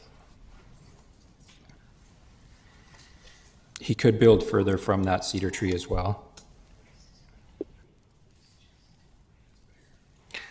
Thank you, Councillor Turley. Councillor Thorpe. Thank you, Your Worship. Press your... There we go. Thank you, Your Worship. So there is a motion on the floor that we deny this application. I'm going to vote against that motion. I remain, and I hear the arguments on both sides. I've read the vegetation management plan submitted by the applicant. I remain unconvinced that the applicant's plan is going to largely adversely affect what we're calling a riparian area or the environmentally sensitive area. And I keep hearing people say, well, he should make his house smaller or he should build on an alternate location. If that's our reasoning, then we might as well tell any developer of any project, don't bother coming to council asking for variances, because we'll simply tell you, you could make your project smaller, or you could reduce it in some way and not have to ask for variances. So I think we have to get past that and look at what is the effect of the variance that this developer or owner is asking for, and is it significant? Is it going to be overly harmful to the environment, more so than an alternate site, in fact, on the lot? And I'm not convinced that one is better than the other. This is a lot with a lot of constraints on it. And I recognize that it's a large home, and I recognize that there are variances needed. I recognize there's other encroachments, and there's other challenges. So, as I said, I remain unconvinced that there is enough evidence of the harm of this variance for me to not allow it. That's my thought. Thank you. Thank you. Councillor Armstrong. Thank you. I'm going to be voting against this motion as well. I went and walked the property twice, and one time I was actually there with the owner. He just happened to be there yesterday when I went back out after I'd seen the staff's report again. And when I look at it, and even looking at staff's plan, we're going to lose more trees by going to the new plan than going by the old plan. And if you go back to the other screen, I think it was G or H, you can actually see that those trees will be gone if we move the plan over.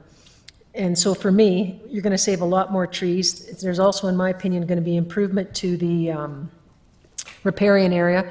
And basically, it's because if you see all those yellow ones, 37, 38, 39, those will all be gone with his other plan, whereas they stay now. Right now, there's only 3 that go, and that's what I saw when I went out there as well. Because if he moves the property over, he'll keep the group in blue, but the other ones will be gone. So that's a lot to lose. My second point is that the culverts were put in, which actually are sewer and drain, all that It's not really a riparian area in the truest sense of the word, in my opinion. It's more, it's a ditch that's been manufactured by the city to look after rainfall, rainwater. And I just think his plan is actually better for the property than not. So I'll be voting against the motion. Thank you. Thank you very much. Councillor Brown. Thanks, Your Worship. Just for clarity, my understanding is that trees 37 to 45 are to be removed, so the ones in yellow, blue are to be retained. I will be voting against the motion on the floor. I do think the housing size is excessive. However, I just, on the same, I just, it's hard to come to terms with the regulations when there was probably more value in a previous application, which just the way it falls within the regulations, the policies in place, staff recommend approval.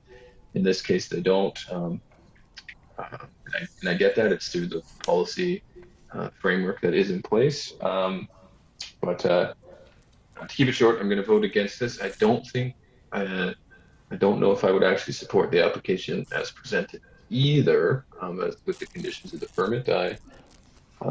I think there's more that the applicant could do to justify his variance and variance request and take some measures to accommodate or make up for that in other ways. I've seen some creative applications before, but we're talking about the motion on the floor, so I won't be going against it. And I think we do need to be careful sometimes about assessing something by other envelopes and things like that, because at the end of the day, there's only the application as presented. Thanks. Thank you, Councillor Brown. Councillor Bonner. Thank you, Worship. I'm going to vote in favor of the motion. And I look back at the times that we voted for these again, the other Stevenson Point Road and the poor folks that own the place on Protection Island, where the variants actually overlap each other. And I voted in favor of the variance on the other Stevenson Point Road because I couldn't even see them building a driveway without getting a variance. But in this particular case, there's no need for a variance. I'm looking at the plan, I'm under the understanding, and this is the plan from the proponent, that every single one of those trees in yellow is coming down. And only the blue ones and the red ones are remaining. And even if that were the case, there's still area to build in this particular property and leaving all the trees in blue as well. Here's the other point is, we talk about reparation to the riparian area, but the vast majority of the riparian area is going to be a house. So there is no reparation there.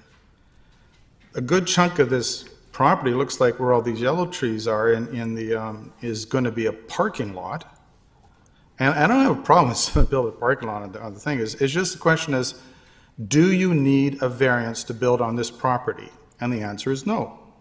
You can actually build a house on this property without having a variance.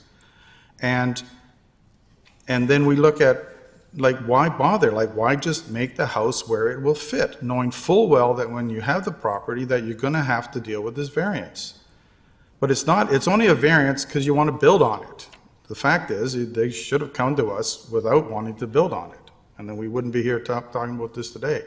So there's nothing stopping the developer from building a house on this lot of the proposed size that he wants, and there's no need for a variance because it's stopping him from building. I guess that's my point. And I'm going back to Mr. Lindsay, who said it way better than I am. There's nothing stopping him from building without the need to get a variance, like in the other ones that we looked at. So I'm voting, I think, with staff recommendations on this, I'm confused now, is that I don't think this property needs a variance. Thank you. Thank you, Councillor Bonner. A question for Mr. Holm or Mr. Lindsay. I believe Mr. Turgeon said in his presentation that if the house is built within the envelope that staff have suggested would be available, that obviously much of the house will be closer to the road.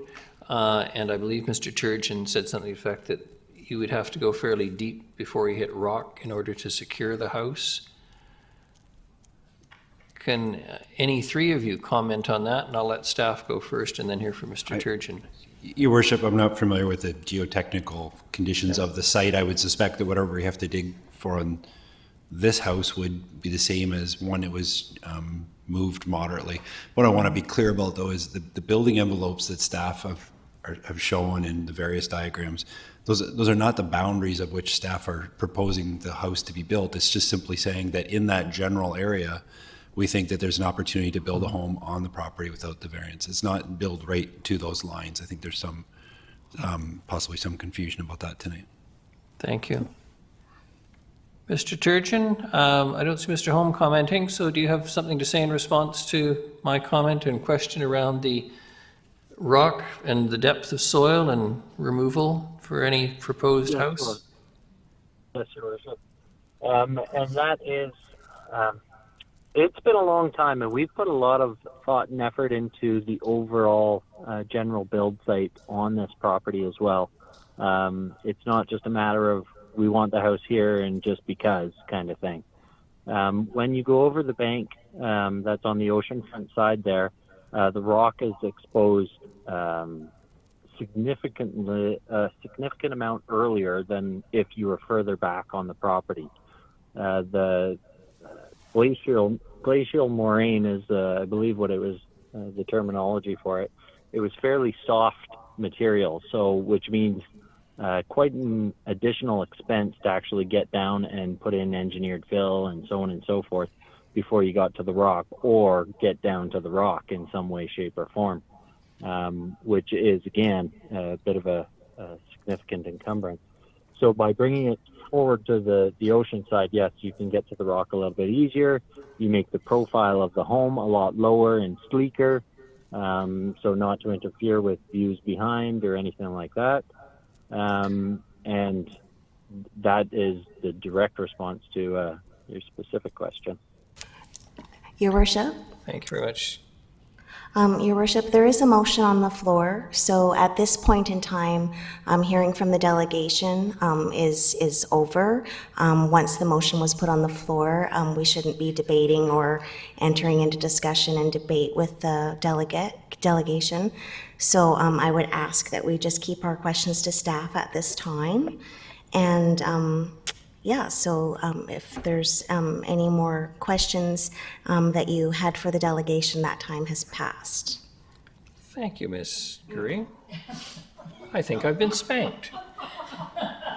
But then again, we've collectively been spanked, so I guess we're all in this together. Are there any further speakers?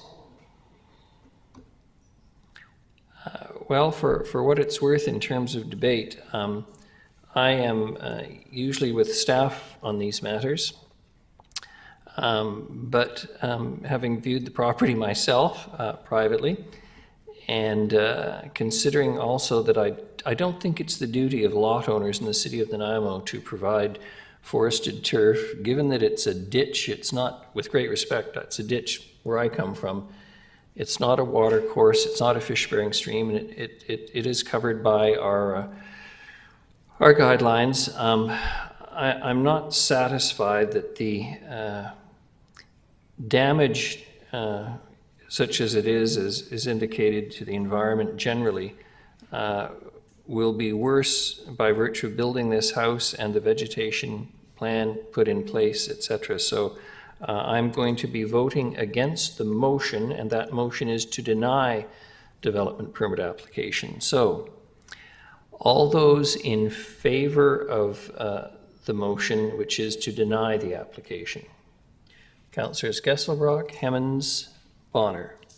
And those opposed, Councillors Armstrong, Martman, Krogh, Thorpe, Turley, and Brown. Councillor Martman, would you care to make what would obviously be the alternate motion? Your Worship, Yes. just before Councillor Martman does that, staff may be able to provide some advice on the appropriate motion. I think they've been working on something. Thank you.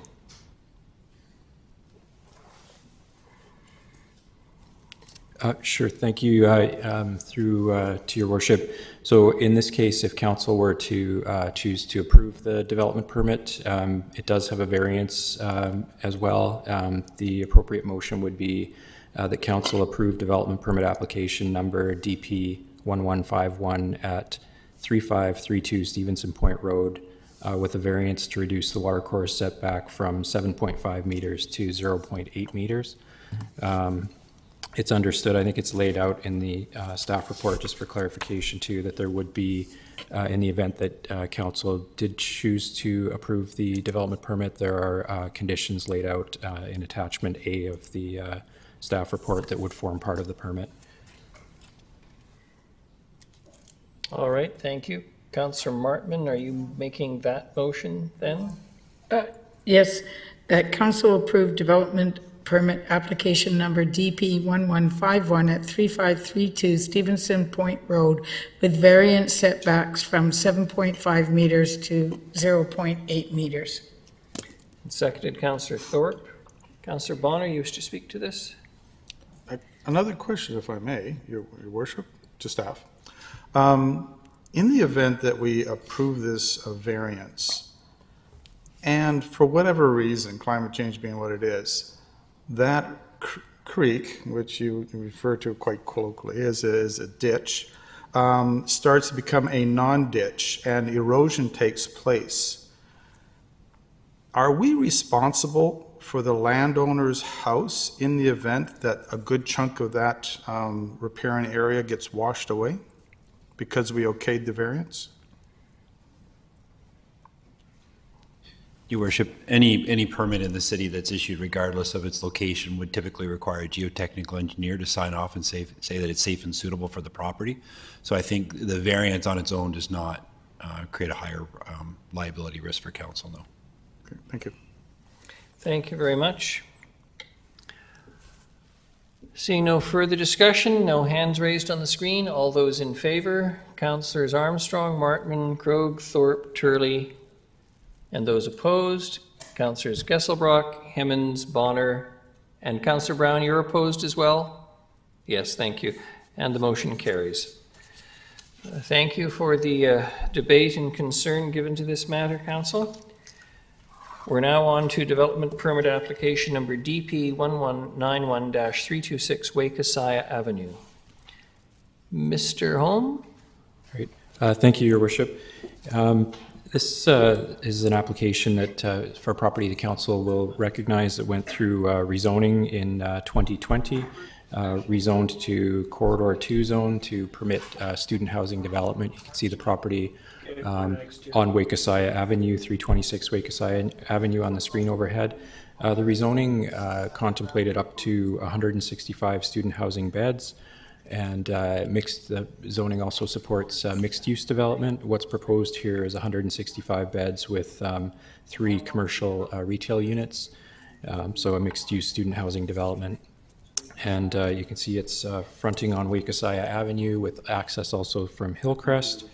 I won't say too much about it. I understand we do have a delegation that's able to speak to it and answer questions. In 2020. Rezoned to Corridor 2 zone. Excuse me, we have a delegation on the line. I'm just going to ask if you turn off your live stream. It's behind the actual live, and you are on the Zoom call. Sorry for the interruption.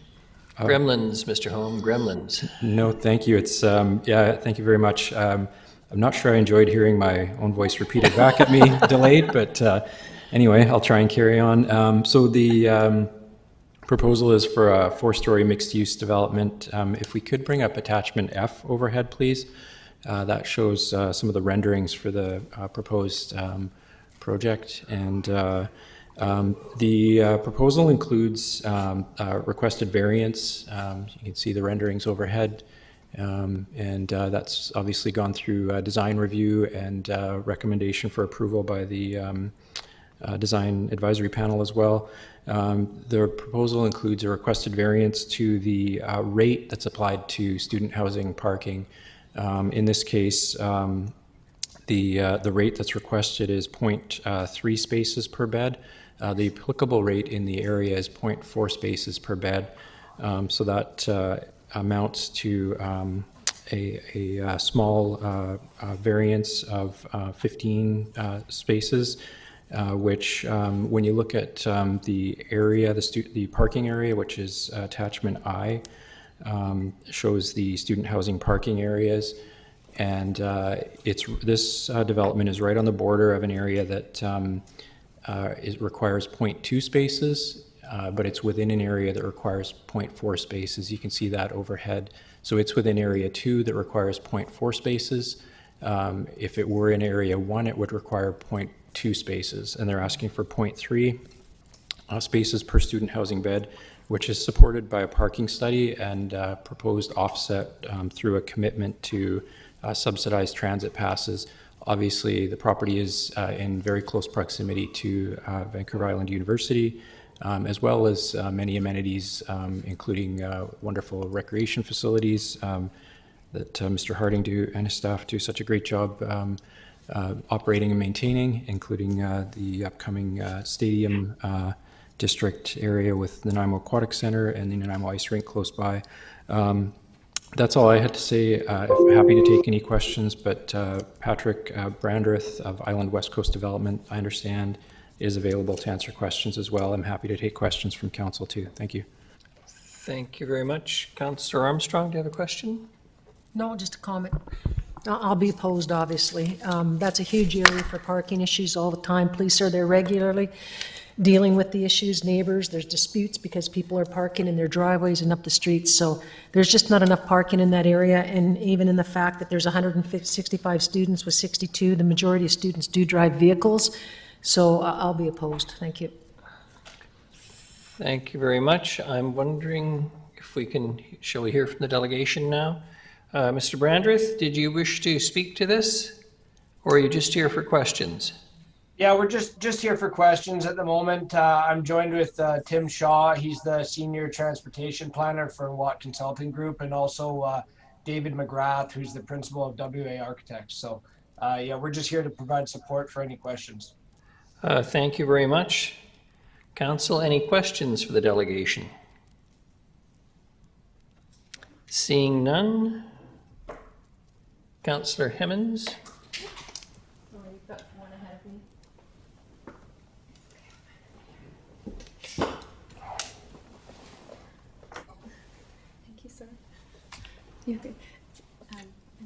Councillor Martman. Thank you. Actually, if there's no other questions, I'm going to move the recommendation. Very good. Seconded, Councillor Hemmens. Do you want to speak to it, Councillor Martman?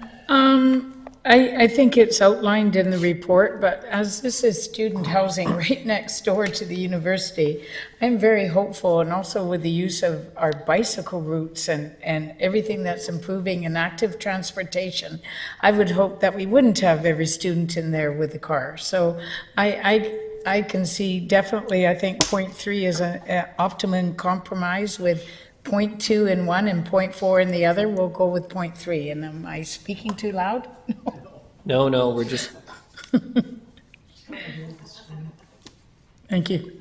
Thank you very much, Councillor Martman. Councillor Hemmens?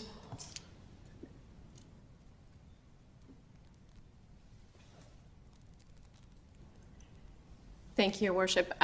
Councillor Martman made my points, and I would just offer as well that I really like the rental bonus of providing bus passes. I think that's a really nice incentive to balance out the lack of parking. So happy to support this right near the university, right in one of our active hubs, grocery stores, etc. Thank you very much. Councillor Thorpe? Thank you, Your Worship. I'm not going to support this, and it's not because I don't like the project. I like it very much. I think it's in a great place, and I wish them well because I'm quite confident it will pass despite my vote. I'm finding myself having to draw a hard line on these parking variances, and I agree with the earlier comments of Councillor Armstrong. I think the reality is parking is very much at a premium in this area, and we're further constricting it. And at the risk of being a little bit cheeky here, I noticed that this proponent has a proposal for 4 stories, 162 units, which is therefore requiring a parking variance. Maybe we should have suggested that he just built 3 stories with 120 units, and then he wouldn't need to request a variance. And then our problems would have been solved. So that's a reasoning that I don't accept, but I also don't accept the fact that we can get away with less parking. So for that reason, although I like the project, I'm not going to support the variance. Thanks. Thank you, Councillor Thorpe. Councillor Bonner. Thank you, Your Worship. Always enjoy these debates, really, I always do.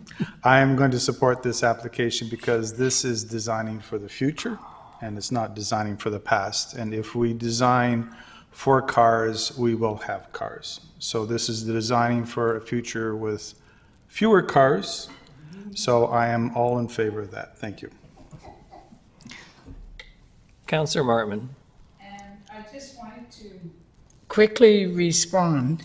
I live in the area, so I'm aptly aware of all the lack of parking there is. However, I think the parking comes from students from other areas of our city driving to the university. I don't think those living next door to the university will be requiring cars. Thank you. Councillor Armstrong, you're actually on my list, so we've got you working. So go ahead, speak, please, just as long as your mic comes on. I'm going to speak in rebuttal to Councillor Mortman because I happen to sit on the parking for VIU with all the issues up there. And they don't have enough parking for those people that are even in residences, so they actually are parking in the neighborhoods. There's a huge issue with that, and the other big issue for me, which a lot of people don't think about, in talking with the students on that, a lot of them have jobs. They can't use the bus system to get to their jobs in time. So they all have vehicles. Many of them, I shouldn't say they all, but many of them have vehicles. And not having a place for a car is very difficult for them because they can't get to their jobs in time. And it also limits the jobs that they have. So I just had to put that out because I did sit on the committee because it was a major issue for policing back in 2015, 2016, as well as for the university. Thank you. Councillor Gesselbrock. Thank you, Your Worship. I will definitely be supporting this proposal and the reduced parking. I think that it's being built for the future, and there is no need to have a vehicle.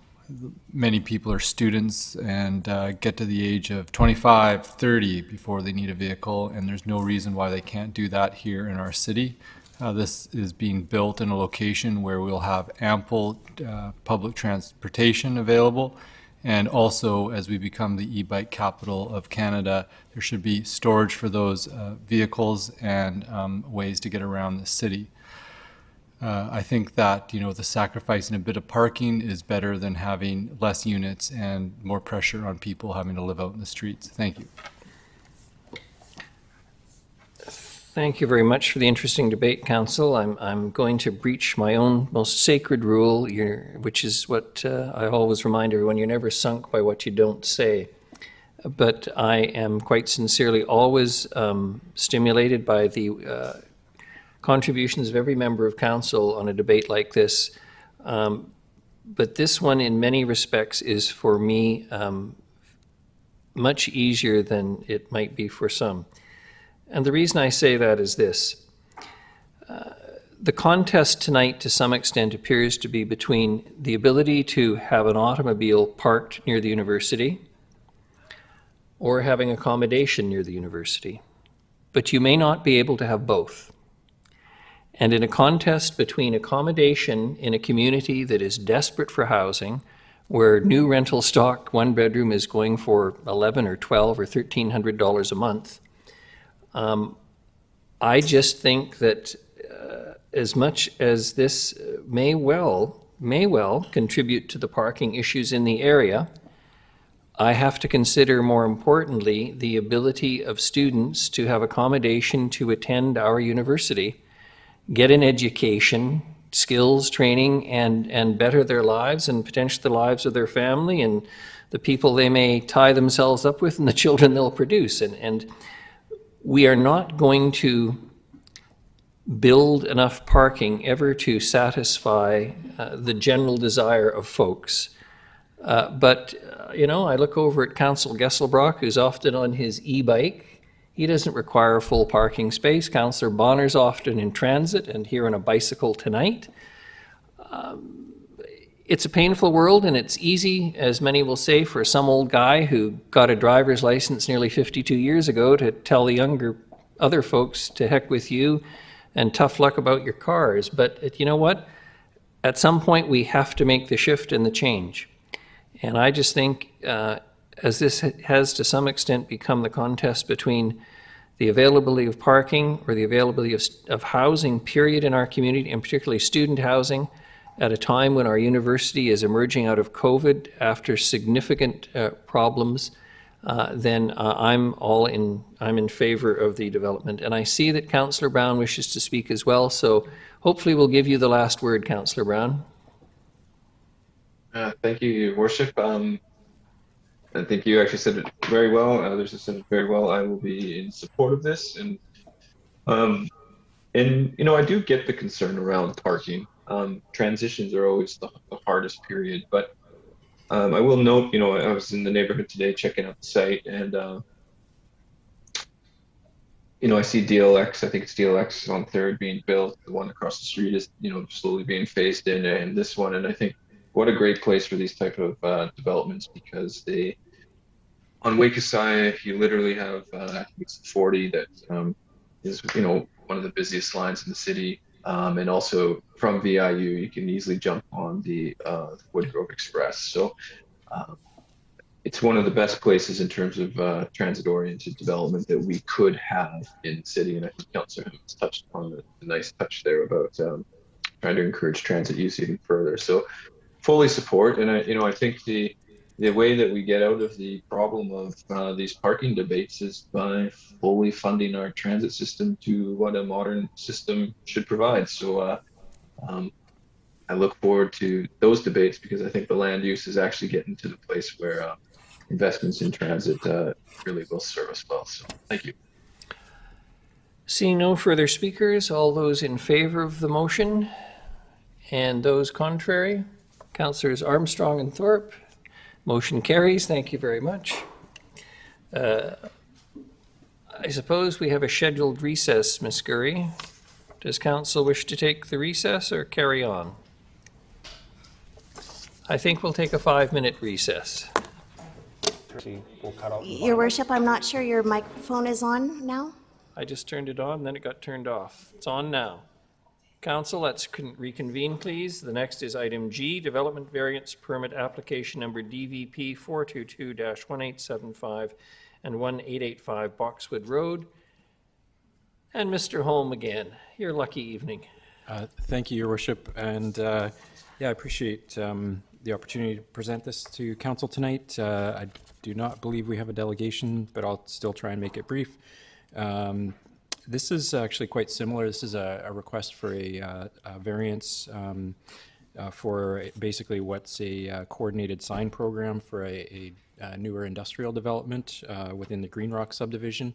And this is quite similar to a request that Council considered for adjacent property at 1925 Boxwood Road last year. And this proposal includes variances to restrictions to signage within the parkway, the Nanaimo Parkway buffer. The parkway buffer is identified on attachment F of, if you could bring that up on the screen overhead, I'd appreciate it. Thank you. So within the parkway buffer, signage is restricted from facing the parkway and is deemed to face the parkway if it's directly perpendicular to the parkway within the buffer area. You can see the buffer there and the property outlined in blue. And then thank you if you could bring up attachment E again. That shows the proposed sign locations and details, examples of the signage that we're expected to see on the site.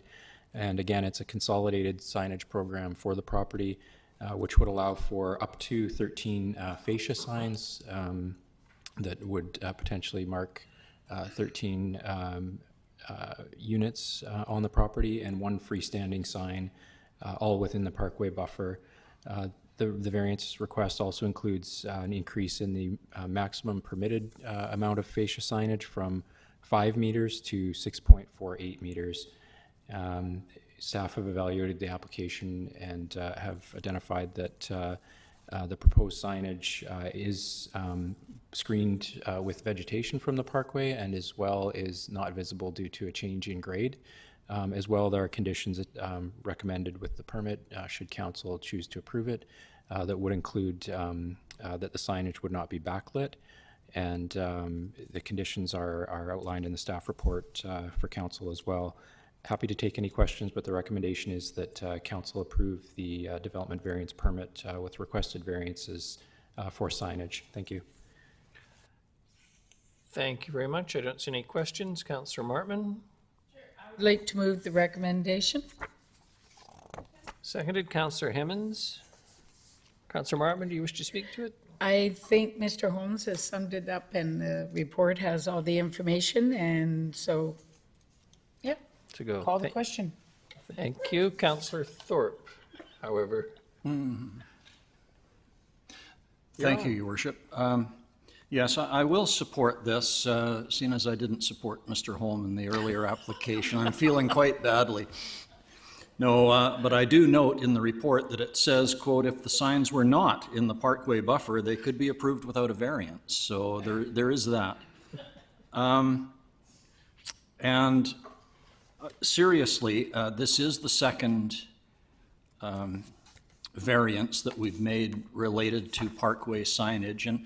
And I think we do have to look at these carefully to make sure that we are not going against the intent of the bylaw that we have in place. So I do look carefully, and I am prepared to support this one. And the other thing, I suppose, is that if Councillor Bonner is correct, that in the future there won't be any cars coming along the parkway to see the signs anyway, so it won't really matter. So I will support this. Thank you. Thank you very much, Councillor Thorpe, for your interesting position on this tonight. I see no further speakers. All those in favor? Any contrary? Seeing none, motion carries. Thank you very much. The next is the Chronologue photo point monitoring. And I understand Mr. Lawrence is going to address that for us tonight. Mr. Lawrence, the patient Mr. Lawrence, thank you. Thank you. Yes, we wanted to take a few moments to share with Council an interesting opportunity for park users to engage with a lot of the fine volunteers that are out there working on restoration projects throughout our park system. And this is the Chronologue photo point monitoring system. It's a system that's used in a number of federal and local government parks in the United States and in the United Kingdom. This is the first location in Canada that this system is now part of, and we have 9 stations. I have a short video. It explains the program and how it's used, and then I was going to walk through our website and introduce you to a couple of the sites that the stations are set up on. Right ahead. Chronologue gathers pictures to help monitor ecosystems. Park rangers choose sites to monitor and install 3D printed brackets. People find the brackets along trails to put their phone on. The instruction sign tells them to take a picture and email it to Chronologue. Then they get a reply email thanking them for their upload, along with more information about the site they have just contributed to.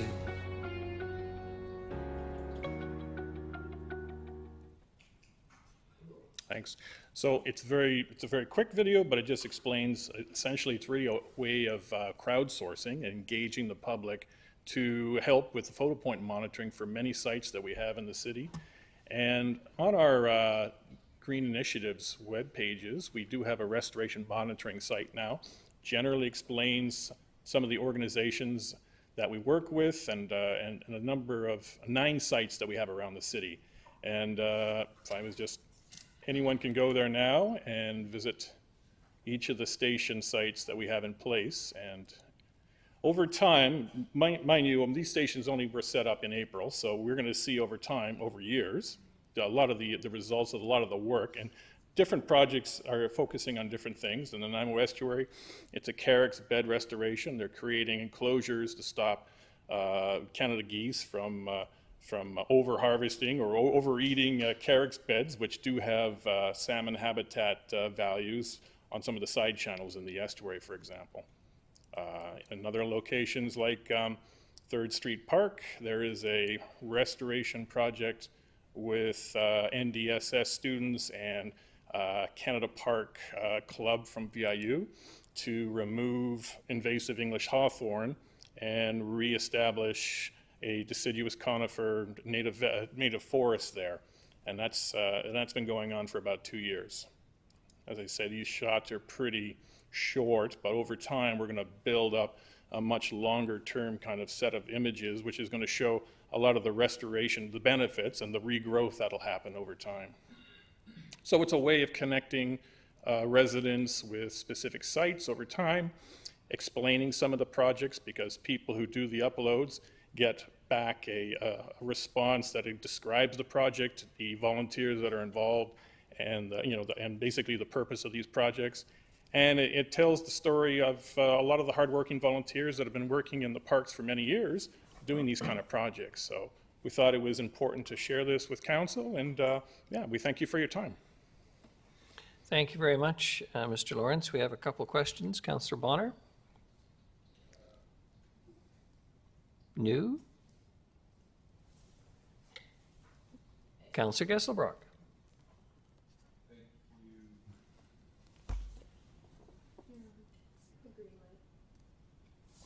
Thank you, Worship. Through you to Mr. Lawrence. First of all, this is really cool, and thank you for bringing this forward. And I'm just kind of curious how this opportunity came about, and how did we engage with it? During some little bit of research on what we can do on monitoring, this came up as an example of a system that was already in place and set up. So it was expedient and fairly easy to sign up to. I think, in the future, we may want to reconsider in the future maybe doing this in-house, but for now, this was a system we thought would be worth pursuing for now. So we'll do it for a year. We've committed that much, and then we can reassess and decide if we want to continue to work with this company or do this in-house. But having a system where we can get residents and park users to actually be involved through the monitoring, I thought was an engaging idea, just to kind of pull people in, get more connected with specific sites in the park, and get more information about something that's going on that maybe they're totally oblivious to and walk by every day. It was just an interesting idea. I thought it was worth pursuing. Great. Yeah, I think that it's a really good idea in terms of getting engagement. And then I think that just the eye on looking at sort of how we can have crowdsourced, digital data from what our efforts are, taking this idea and you can applying it to other realms, sort of tying it in with the donut as well. I think that's it's really great. So thanks for initiating that. Thank you, Councillor. Councillor Martman? Thank you, and yes. Thank you. I think this is a brilliant initiative. I just noted that in the report, the use of the chronologue service for the 10 sites is $1,000 US per year, because Nanaimo is the first community in Canada to sign up for this service. A 50% discount was included. The 50% discount is nice, but I again like to see Nanaimo being a leader in our country, and I think this is awesome for engagement and stewardship of our environment. Thank you very much, Councillor, and that is the perfect introduction to a few remarks I want to make tonight. When you concluded with talking about leadership, leadership isn't some ethereal quality found in our atmosphere.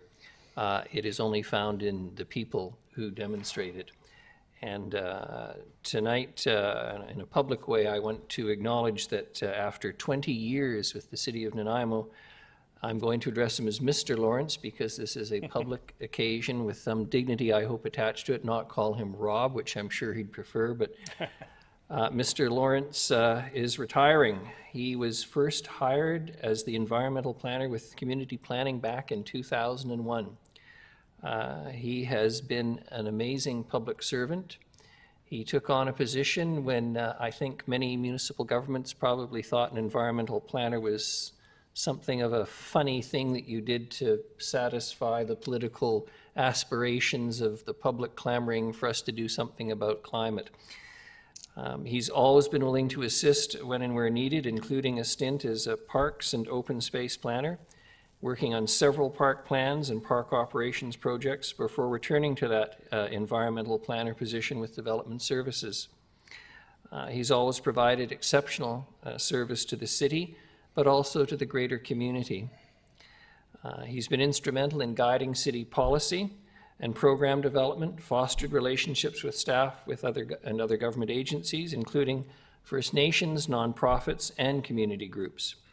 And he's been involved in, and this is a bit of a pun that wasn't intended, he's been involved in virtually, both figuratively and literally lately, in every environmental initiative in Nanaimo for the past 20 years, including environmental planning generally, conservation partnerships, community outreach and education, restoration projects, invasive plant management programs, reforestation plans and programs, climate change mitigation and adaptation, natural asset management, and the BC Energy Step Code implementation.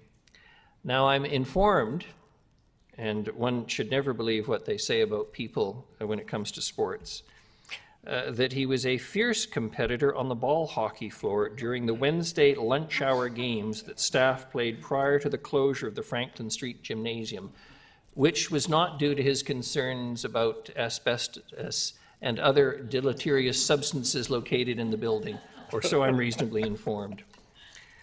I've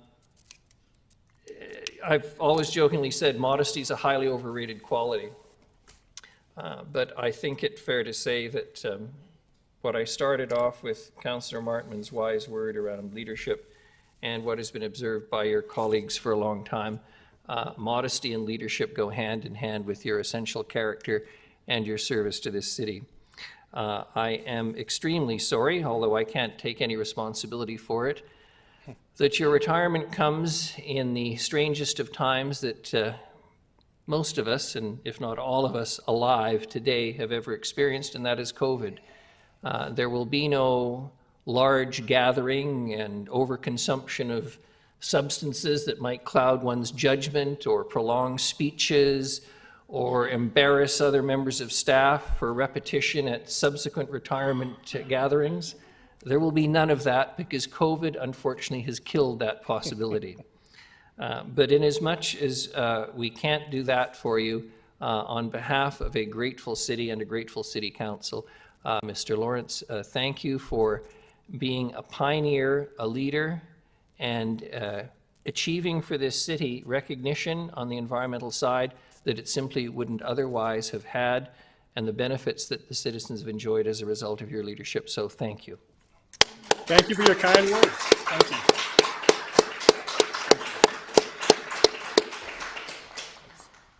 Thank you. And as modestly as he retires. Ms. Gurry, UBCM Housing Needs Report Grant Application. Yes, Your Worship, I'm going to pass this over to Mr. Lindsay. Thank you, Worship. We're here this evening to seek council support for a grant application for up to $50,000. As you mentioned, from UBCM to proceed with a housing needs report. And as council is aware, local governments, there was a change in legislation in 2019 requiring local governments to do a housing needs report every 5 years. We worked with the regional district and they did the work last year, but qualified as meeting this requirement in 2020. So we have a relatively recent plan, but there is this opportunity to proceed with the grant that would allow us to update the plan based on the 2021 census. So if we're successful in the grant application, we would proceed with updating the plan sooner than what is anticipated, which is currently 2025. Thank you very much, Mr. Lindsay. Any questions before I ask Councillor Martman to make the recommended motion? Move the motion that council support the proposed funding application to the Union of British Columbia Municipalities to update Nanaimo's housing needs report. Seconded, Councillor Bonner. No discussion. All those in favor? Any contrary? I assume you're in favor, Councillor Brown? Very good, unanimous. Thank you very much. The next item is bylaws. Councillor Martman, it's the Highway Closure and Dedication Removal Bylaw 2021, number 7286. Motion that highway closure and dedication removal bylaw 2021 number 7286 to provide for highway closure and dedication removal of a portion of 8th Street adjacent to 857 Old Victoria Road pass third reading. Seconded, Councillor Armstrong. All those in favor? Any contrary? None. Motion carries. Thank you very much. The next, item B, Morningside Drive Local Service Area Parcel Tax Amendment Bylaw 2021, number 7288.01. Motion that Morningside Drive Local Service Area Parcel Tax Amendment Bylaw 2021, number 7288.01, to adopt amendments to reflect the change in the year of construction completion be adopted. Seconded, Councillor Thorpe. All those in favor? Opposed? None. Motion carries. We have no... Councillor Bonner? Of adjournment, and I was trying to beat Councillor Martman. I'll let you have it tonight. There's no notices of motion, no other business. Councillor Bonner? Motion to adjourn. Second. Seconded, Councillor Martman. All those in favor? Opposed? Motion carries. Thank you very much, everyone. It's been a stimulating evening. Look at Councillor Brown. He looks so... Did he change?